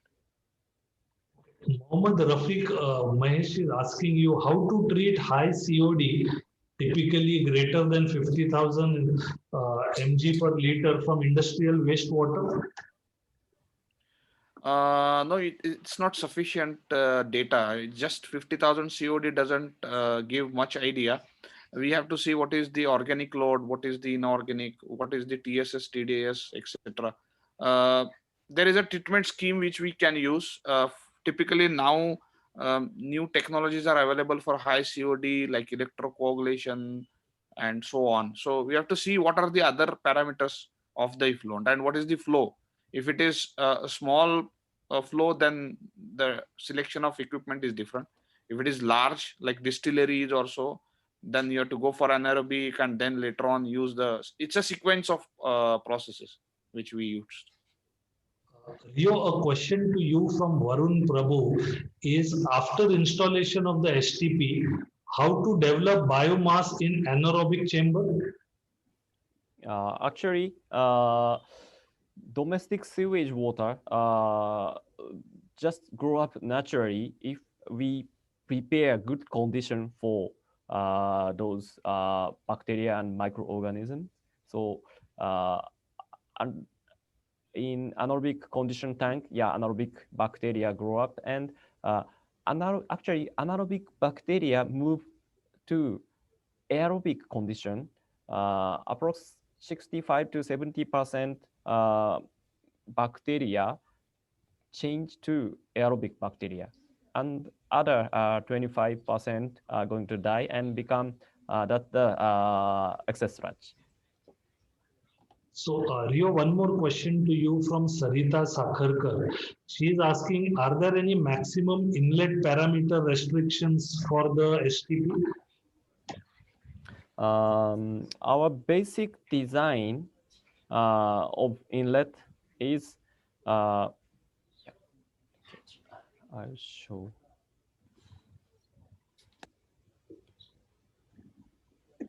Here. Our basic design of inlet is BOD 300 and COD like this. So we not strictly decided, but approx double number of inlet. For example, BOD 600 is slightly that is limitation. Okay, a question from Ghulam Mustafa. I'm not sure to whom it is. It says, how much of polymer is needed and what type of polymer? I don't know if yeah, maybe Mahesh is best, or Mahesh or Mr. Senga. Senga. Should we answer from here? Maybe. Professor. Yeah, you can. Yes, yes, you can involve Mr. Senga. Yeah. はい。古文章どれぐらい使うか。ポリマーはどれぐらい使うか。はい。あとタイプ。固形物うん。対 TS、だいたい 1% 前後はい。固形物のの1%。高分子凝集剤を使うのが一般的です。So he says that it's about 1% of the solid content by weight. Does it answer? Yeah. Yes. I will see if I get up a follow-up question on that. So Okay. Jayesh Tiwari from is asking Rio how effectively nano bubble aeration is used in the STP. Okay. I have two answers. If nano bubble, if we put, install in our Johkasou-STP, that is no meaning, because we already calculated no need nano bubble, but sufficient DO we can provide through our current diffuser and magnetic diaphragm blower. And one more answer, not to our Johkasou-STP, just generally, for example, ETP or STP by biological treatment. Yeah, nanobubble, energy efficient is not good, that is not energy efficient application, making nanobubble, but aeration tank becomes smaller than normal bubble, normal aeration. That's the answer. Your question to you from Amit is, what is the treatment duration for Johkasou-STP, especially HRT for anaerobic and aerobic? Okay. Just approximately total retention time is 17 to 18 hours, but that is, I already explained, water is floating inside. So floating means circulate from final to first chamber again. Oops, sorry. Yeah. So not only one pass, first chamber to final chamber and go back to first and treat again and again and become a good outlet parameter. So approx 2.2 times pass or like that is 17 to 18 hours. And his question, anaerobic treatment approx 6 hours and aerobic 5 hours to 5.5, like that. Totally, not only one pass. Totally. One more question to you from Shri Kumar. He is saying, is there any effect of disinfectants that are used in toilets? Do they affect the efficiency of the STP? Excuse me, toilet? There are a lot of disinfectants that are used in the toilet. So does that affect the efficiency of the STP?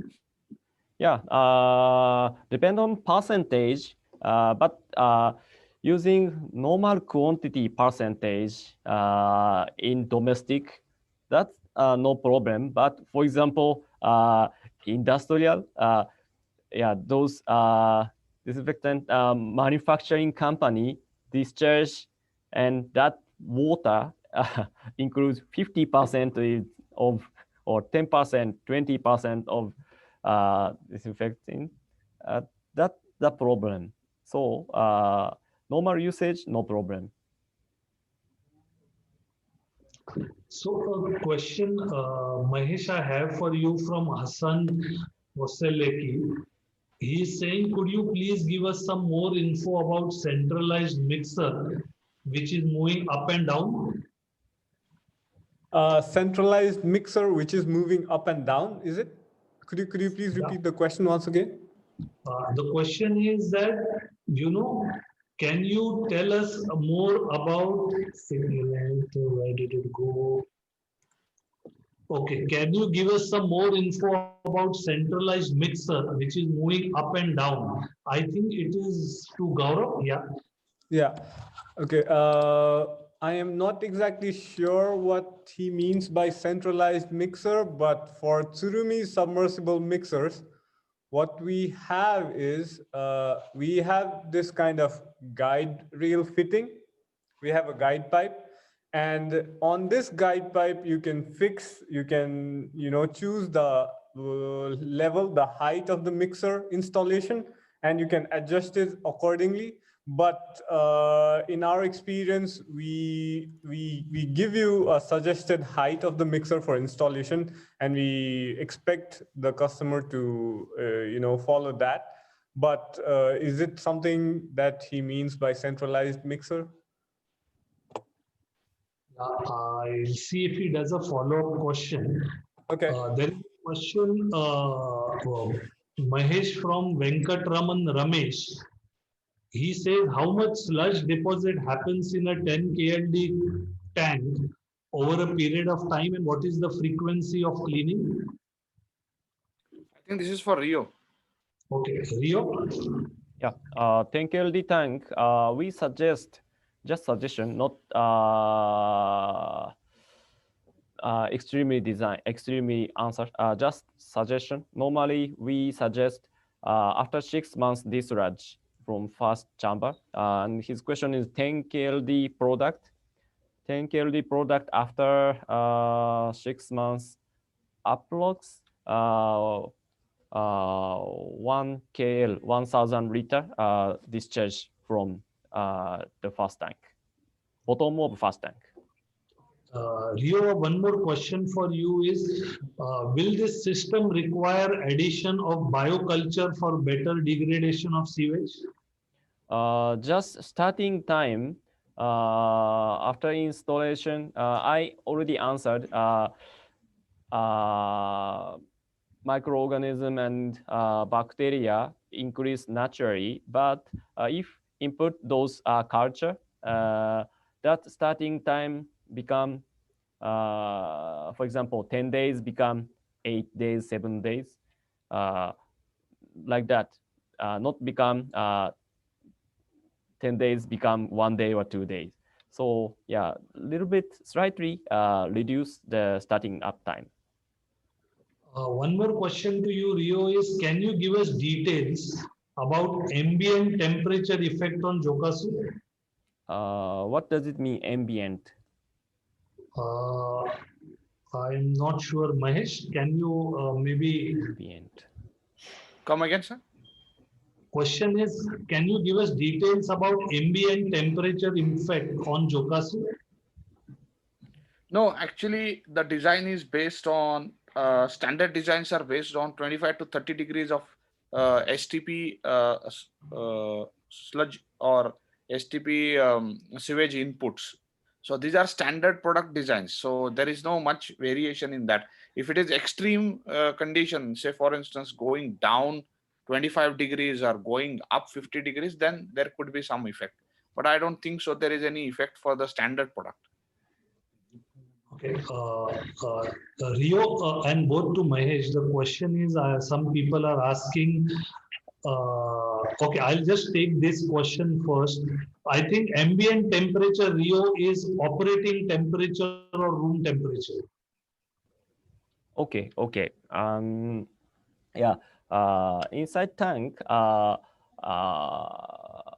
treatment, when treatment going on, bacteria working, so temperature normally 25 to 30, 32 or something. Yeah, that's just normal biological treatment temperature. And outside, for example, outside temperature is 20 degree, 15 degree, or 40 degree. But inside temperature, not so much difference.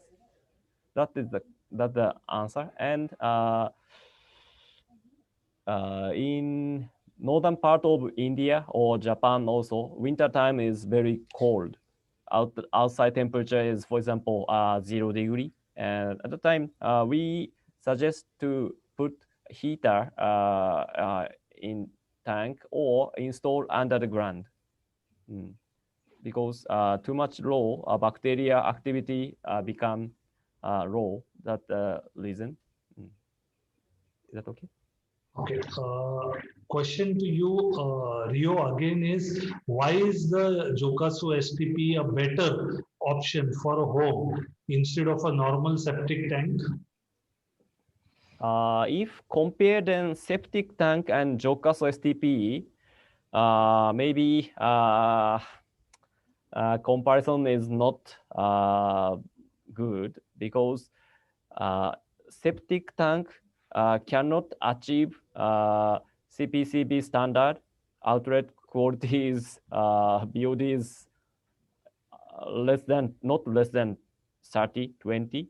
NGT guideline now required BOD less than 10. Septic tank cannot achieve that target. Johkasou, of course, can achieve. So comparison is not maybe fair. If user satisfied septic tank is low cost, low capex, low opex. So maybe septic tank is better. Rio, one more question to you from Venkatraman Ramesh. He's saying in India, in rural areas, there is plenty of cow dung and animal dung or waste. Can Johkasou work in such situations? Now in rural part in Haryana state, we just started that test case. Intentionally, we put cow dung in low water tank, and of course, first straw or some those big particle we remove by bar screen or screen, and after that we transfer that water to coagulation tank, and after dehydrator, that water we treat by Johkasou. That trial we started. Actually, this question and this problem is, Indian anywhere Indian rural area happen. So we just started. Okay. Rio, one more question to you from Jayesh Tiwari is, what will be the end use of the treated sewage from the Johkasou-STP? Just after Johkasou-STP, we suggest horticulture gardening. But after that, the water treated by sand and activate carbon filter can use for toilet flush, floor cleaning, or like that. Some company want to reuse cooling tower or car wash or like that. But those just after Johkasou, we suggest to use gardening. Mahesh, a question to you from Monica is, what are the sources of heavy metals in sewage sludge and how to treat sludge with heavy metals? No, in sewage, there is no heavy metals. It was tested, the sludge dewatered and treated to class A was tested, and which falls under guidelines of CPCB as per fertilizer compost order, FCO standard. So there are no heavy metals. The percentage of heavy metals of lead, arsenic, and all, they are controlled. So it's just a human fecal and sludge which comes in. No doubt that if there is some contamination happening or leaking in the sewage, like some of the pharmaceutical industries or so, then there could be possibility. But I don't think for the normal sewage community waste or community sewage treatment plants, you don't get heavy metal. Rio, one more question to you is there any requirement for special bacterial culture during commissioning? No, no need. Mm. And another similar question is that, is there a requirement for a bioculture for regular maintenance after 2-3 years? No, no need. Okay, give me a minute to see questions that I can take.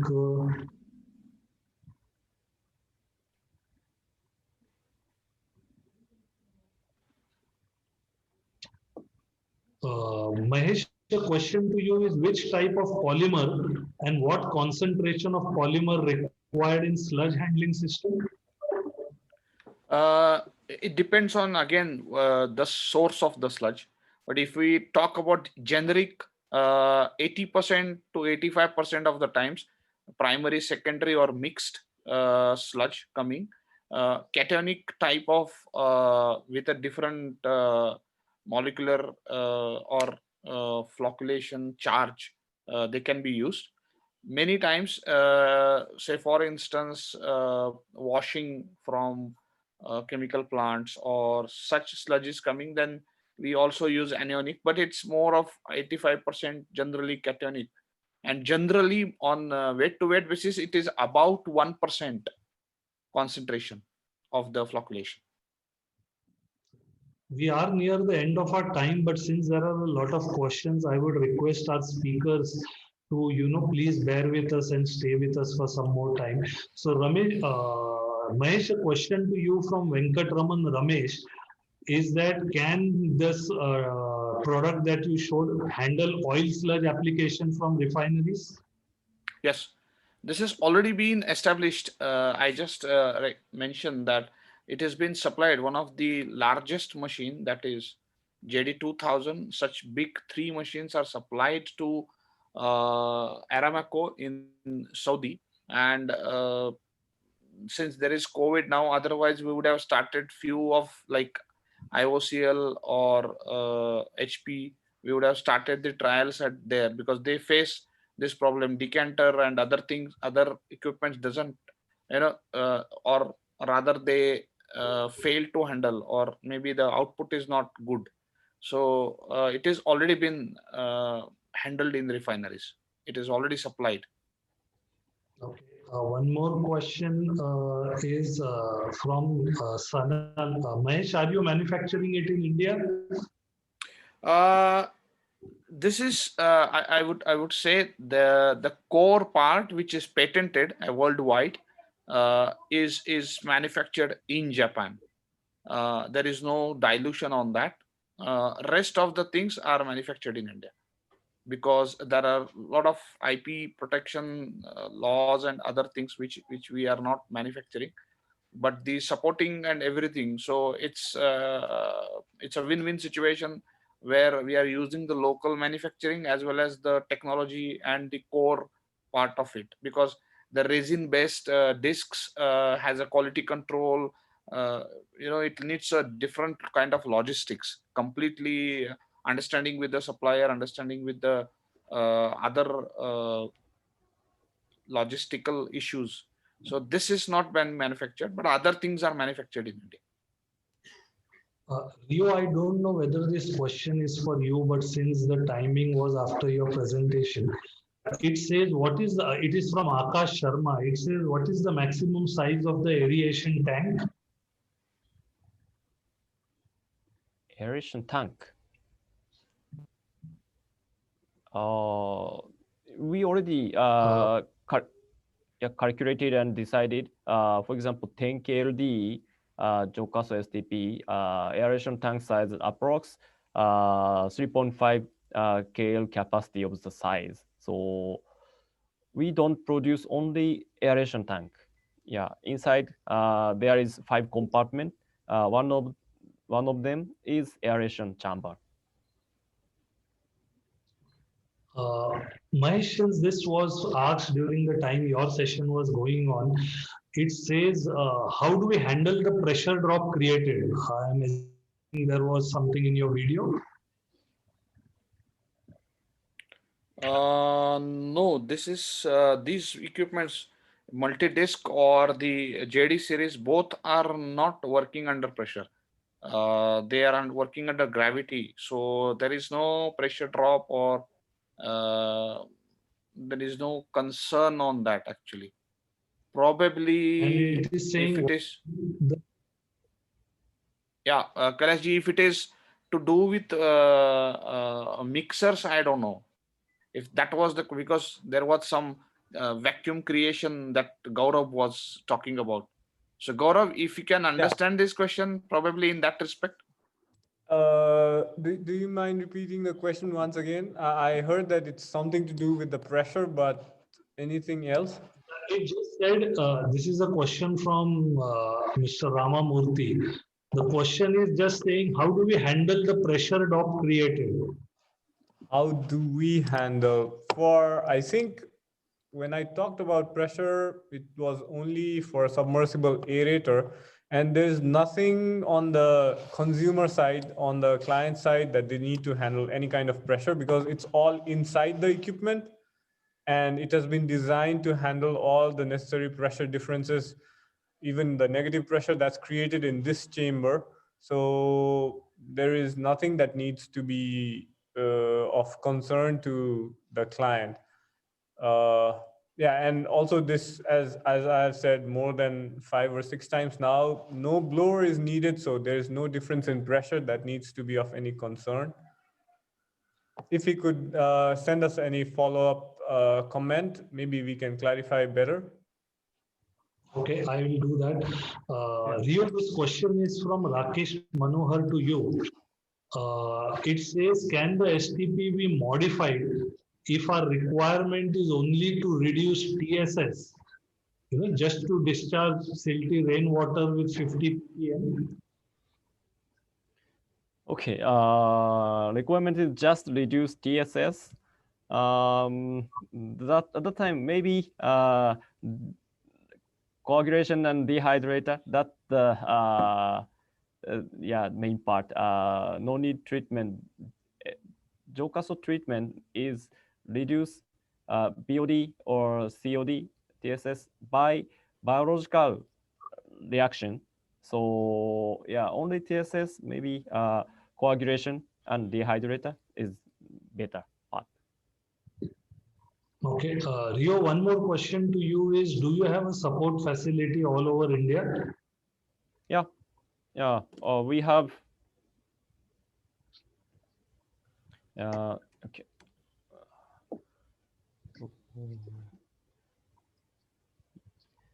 Yeah, this is installation map, and we have office in Delhi, Mumbai, and Pune, and our direct Daiki India staff are located in Delhi, Mumbai, Pune, and Chennai, and our sales partner now 16 partner company working all over the India, except Assam or those Assam. Yeah, these south, sorry, east part. Okay. Question to you, Rio from Varsha, is what is the material of construction for your unit? Inside and outside, 100% fiber reinforced plastic FRP, except media, moving bed media and anaerobic media. Other all FRP. Okay. Rio, one more question to you from Chandrasekhar is, can it be installed for small hotels on the countryside, say with 50 guests daily? Yeah, of course. We install in hotel is sorry, we don't have hotel installation, but yeah, small type of hotel and medium big size hotel. Yeah, we install plenty of experience. Rio, one more question. I think you had answered this, but this is a follow-up. it says Samuella Kamarali says, how long does one cycle take and can we complete 2 cycles in 24 hours? Cycle means treatment. Yes, I think so. Yeah, retention time is approx 17 to 18 hours. So actually difficult to check this water is first time or second time recirculation. Yeah, but yeah, just approximately, yeah, 2 times. So 1 time cycle is 8 hours, 7 to 8 hours, and 2.2 time is average recirculate and treat again and again. So yeah, total 18 hours. Back calculation from 18 hours. Yeah, first time only 1 pass. Yes, 6 to 7 hours like that. Okay, Rio, again, question to you from Sachin is, what about PCP's removal from domestic grey water? I'm sorry, I cannot understand PCP. Okay, maybe I will send this question to you later over email. Yeah, right. And I can Please. connect you with the person Sachin Sahani asking the question. Again, a question from Hiren Pancholi is, do you suggest to use ClO2 in place of chlorine for disinfection? ClO2. Chlorine dioxide. Pardon? It's chlorine dioxide. Yeah. Is that not normal chlorine? Yeah, now in India, chlorine is slowly getting out of usage because of its carcinogenic properties. It gets if the water flows downstream perennially, it is found that the used chlorine, direct chlorine, has an effect on human DNA, and it has got an impact on carcinogen. It's a carcinogenic material. So more and maybe, more, yeah, 10 years before, Japan and USA also same opinion. But now recent report last 4-5 years, yeah, US FDA and Japanese Environment Ministry also chlorine important point is percentage. Chlorine is very useful and low cost can disinfect. So important is percentage, very high percentage. That is very bad to human, but low percentage that is very useful and not so fun to human. Rio, one question to you is, how frequently do we have to remove sludge for a 2 KLD plant? Yeah, every 6 months, any size, 1 KLD, 50 KLD. Our design is every 6 months discharge is our recommendation. Shri Kumar is asking you, Rio, if not chlorine, what is the disinfection type you suggest for STP, Johkasou-STP? Yeah, similar question already answered. Yeah, very basic model is chlorine disinfection, but depend on client requirement, UV or ozone, they can choose. Mahesh, a question to you from Hossam Mohammed is, can we use sludge for agriculture? Yeah, you can use, but it has got some regulations like Class A as per FCO standards. That's fertilizer compost order. It gets you will get the specifications of it. If it qualifies for that, you definitely use it. Rio, again, a question to you is, how do these STPs or the Johkasou-STPs handle varying loads? Handle what? Varying loads, different loads.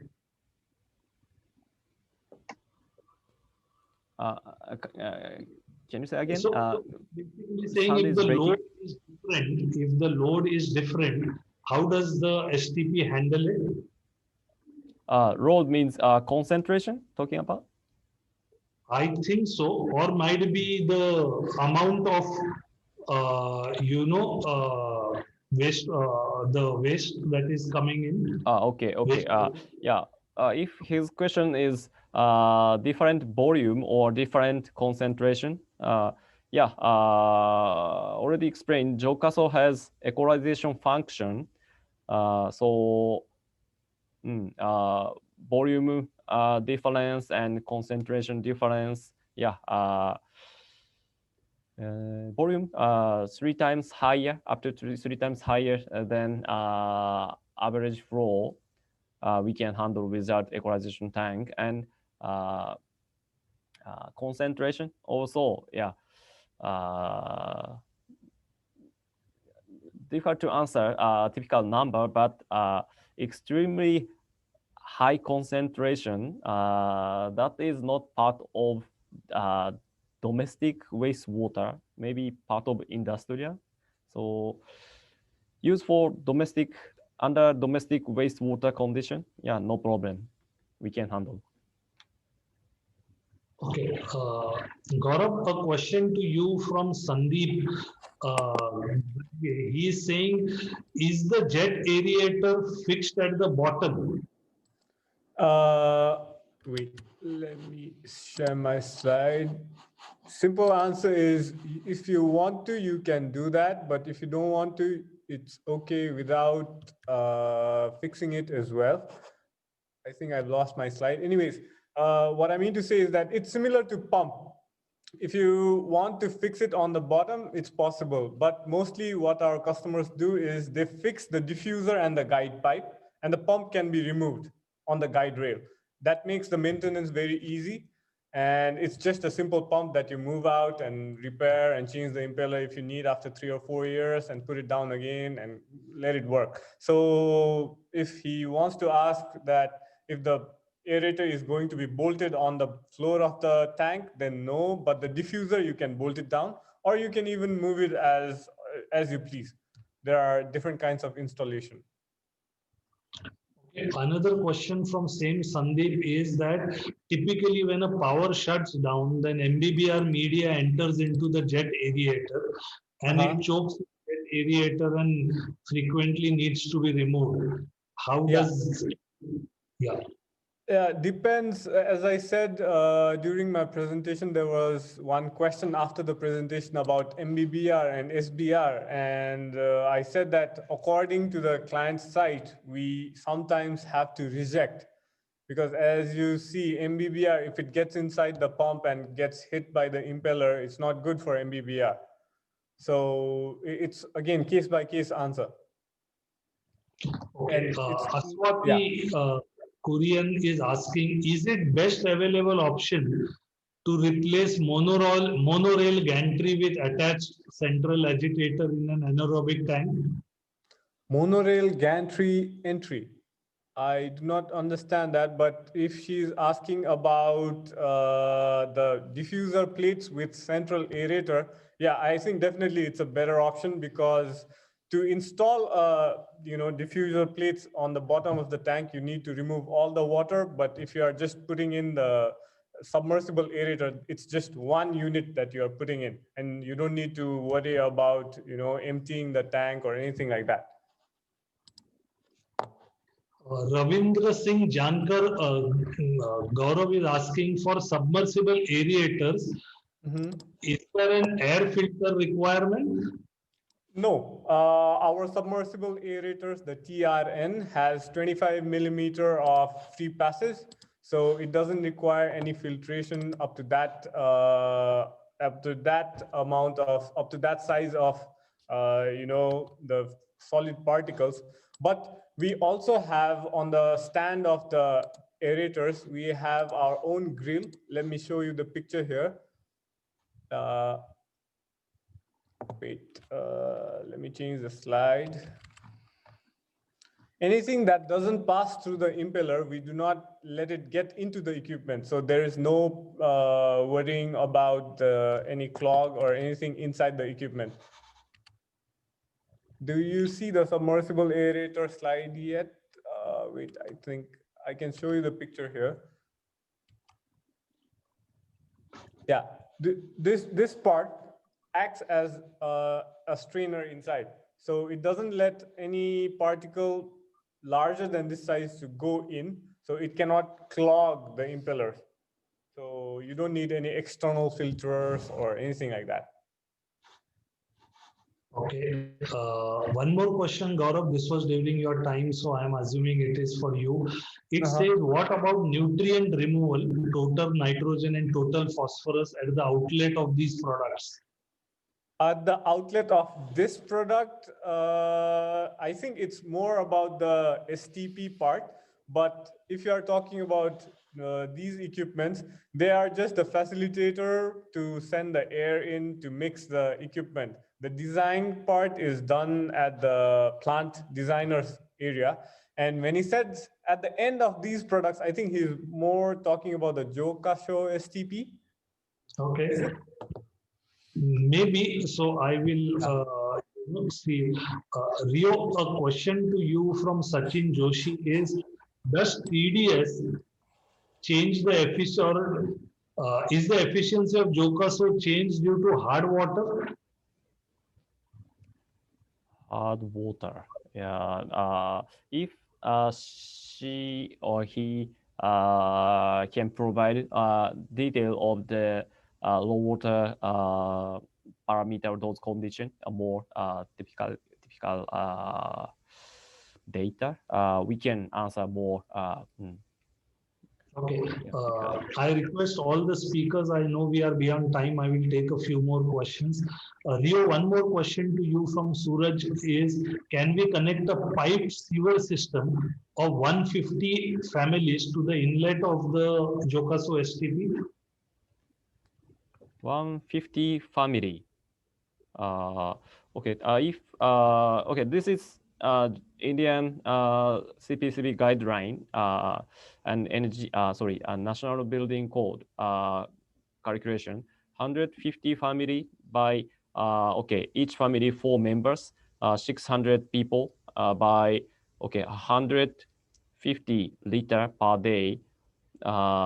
Total 90,000 liter per day raw water come. So we suggest if that's the apartment complex, that time we suggest to install directly 90 KLD product. So I think a follow-up to that is 500 to 1000 ppm hardness in water. Does it affect the equipment used in the STP? Yeah, maybe that condition before Johkasou-STP, they put some equipment like what that thickener or something. Usually, domestic sewage water not become that condition. Yeah, but if that case, that question also same. If more they give more data, we can suggest some additional equipment and can handle by Johkasou. Yeah.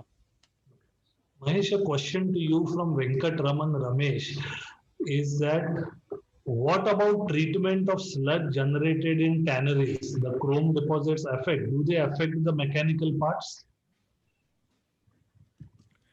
It depends on what is the percentage generally, but chrome, yes, it is a part of the process of tanneries.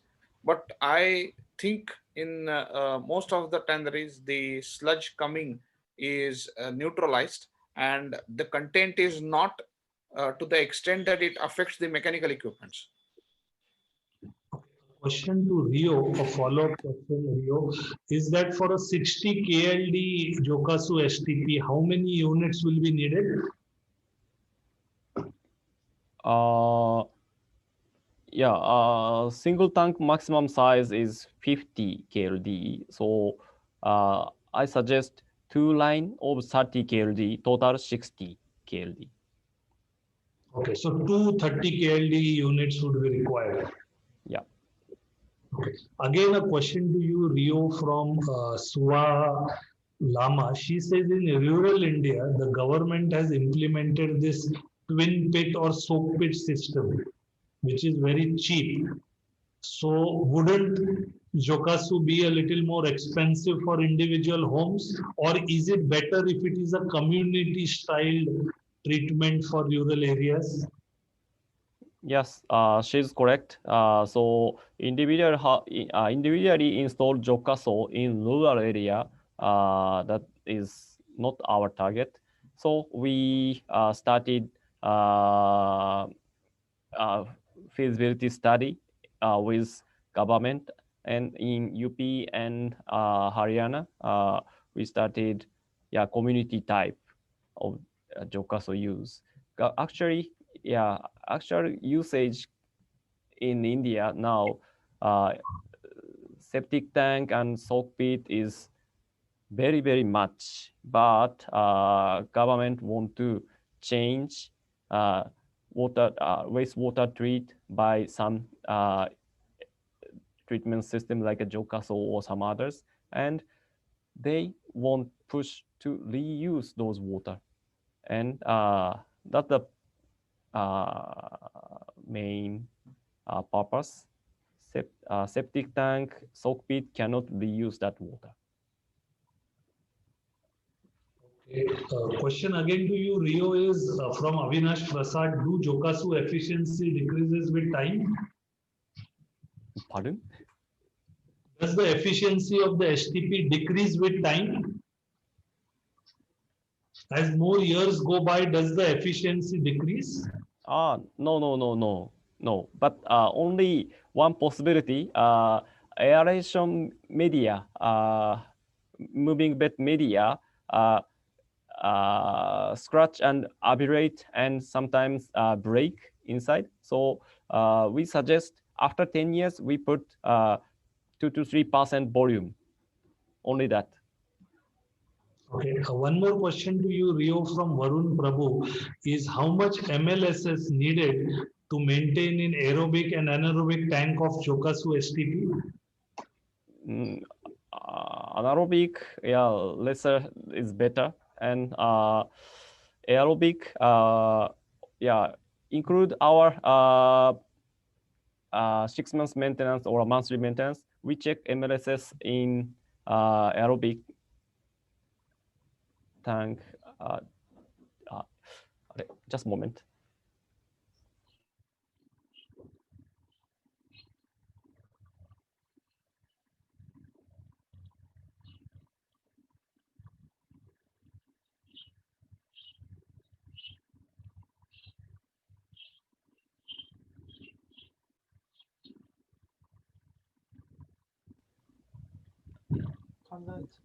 Yeah, in the water and on the media, MLSS is different. Sorry, please forget anaerobic tank. I answered misanswered. I did misanswered. Yeah, so MLSS in, for example, aeration tank. On the media and in the water, MLSS is different. So just approx average is 5,000. Gaurav, a question to you is that are submersible pumps better and more, or is submersible more efficient than air blowers? No.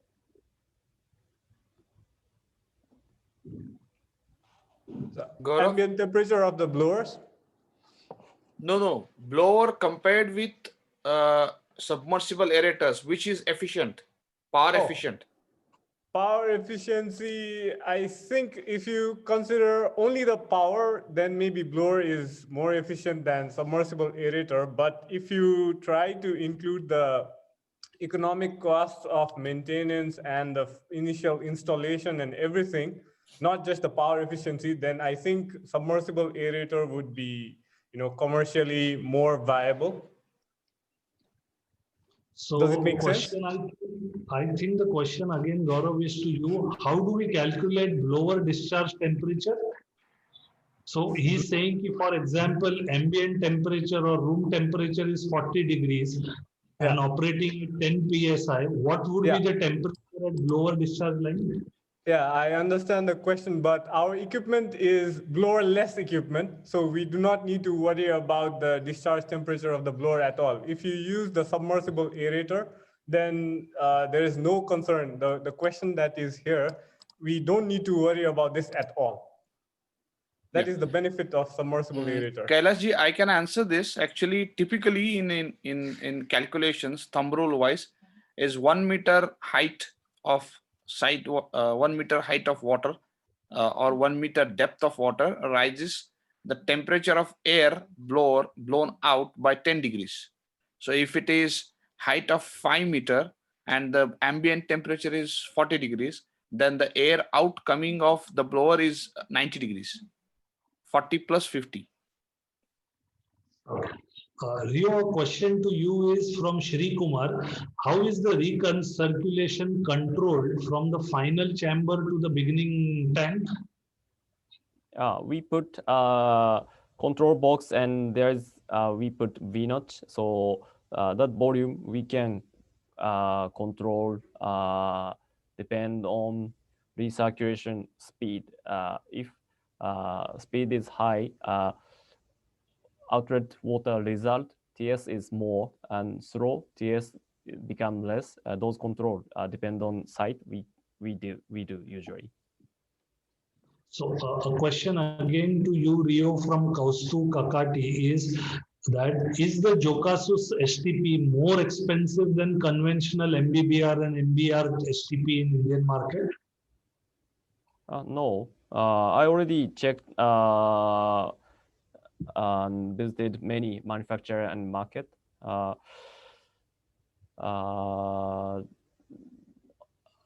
Just frankly, less than 50 KLD, Johkasou-STP is more cheaper, CapEx and OpEx. And talking about CapEx, depend on breaking point become 50 KLD to 100 KLD or 200 KLD between those capacity. But that is only CapEx. And OpEx is, Johkasou is very, very low compared to conventional one. So I already explained this point. Maybe biggest advantage of Johkasou include operation cost. Blue is Johkasou, red is conventional one. So even 50 KLD, I put 25% high price than conventional one intentionally. But before 4 months, breaking point come. So after that, Johkasou-STP is more economical. So very important point and easy. My final question now to Mahesh is that what gives better sludge quality, Johkasou or conventional STP? Johkasou. Okay, let me just see if I'm missing any question. I'll try to answer as many as possible.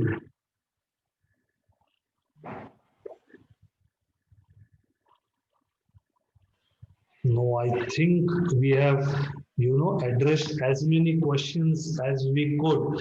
I also know we are way beyond our time of, by extended our time by 30 minutes.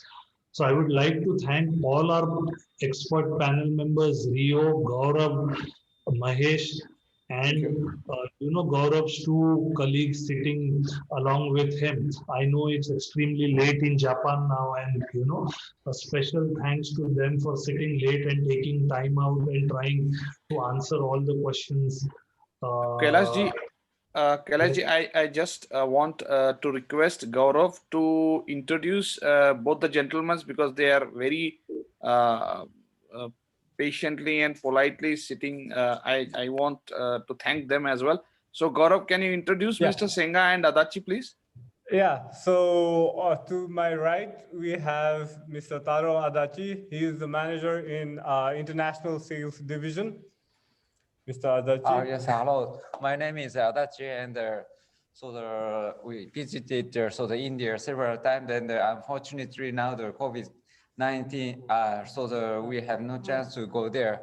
But we hope the vaccine in Japan also become popular, and we can go there soon. And for your information, my wife, like Ganesha, she also respects your goals. So that's why I also have feel the connection with India. Thank you. Yeah, and to the left, we have, he has a long history in development of equipment in TSURUMI. He was involved in the development of the dehydrators that we saw the video and presentation. And currently he's working in the President Bureau as Manager of Strategic Planning and Business Expansion. So he's Senga-san, Mr. Senga. はい。日本のね、発祥した技術で、インドのね、環境改善に役に立つことが夢ですよと。Yeah. He says that his dream is to use the technology that has been developed in Japan, and if it could be useful to improve the environmental situation in India, it would be a very big dream for him to fulfill that. Yeah.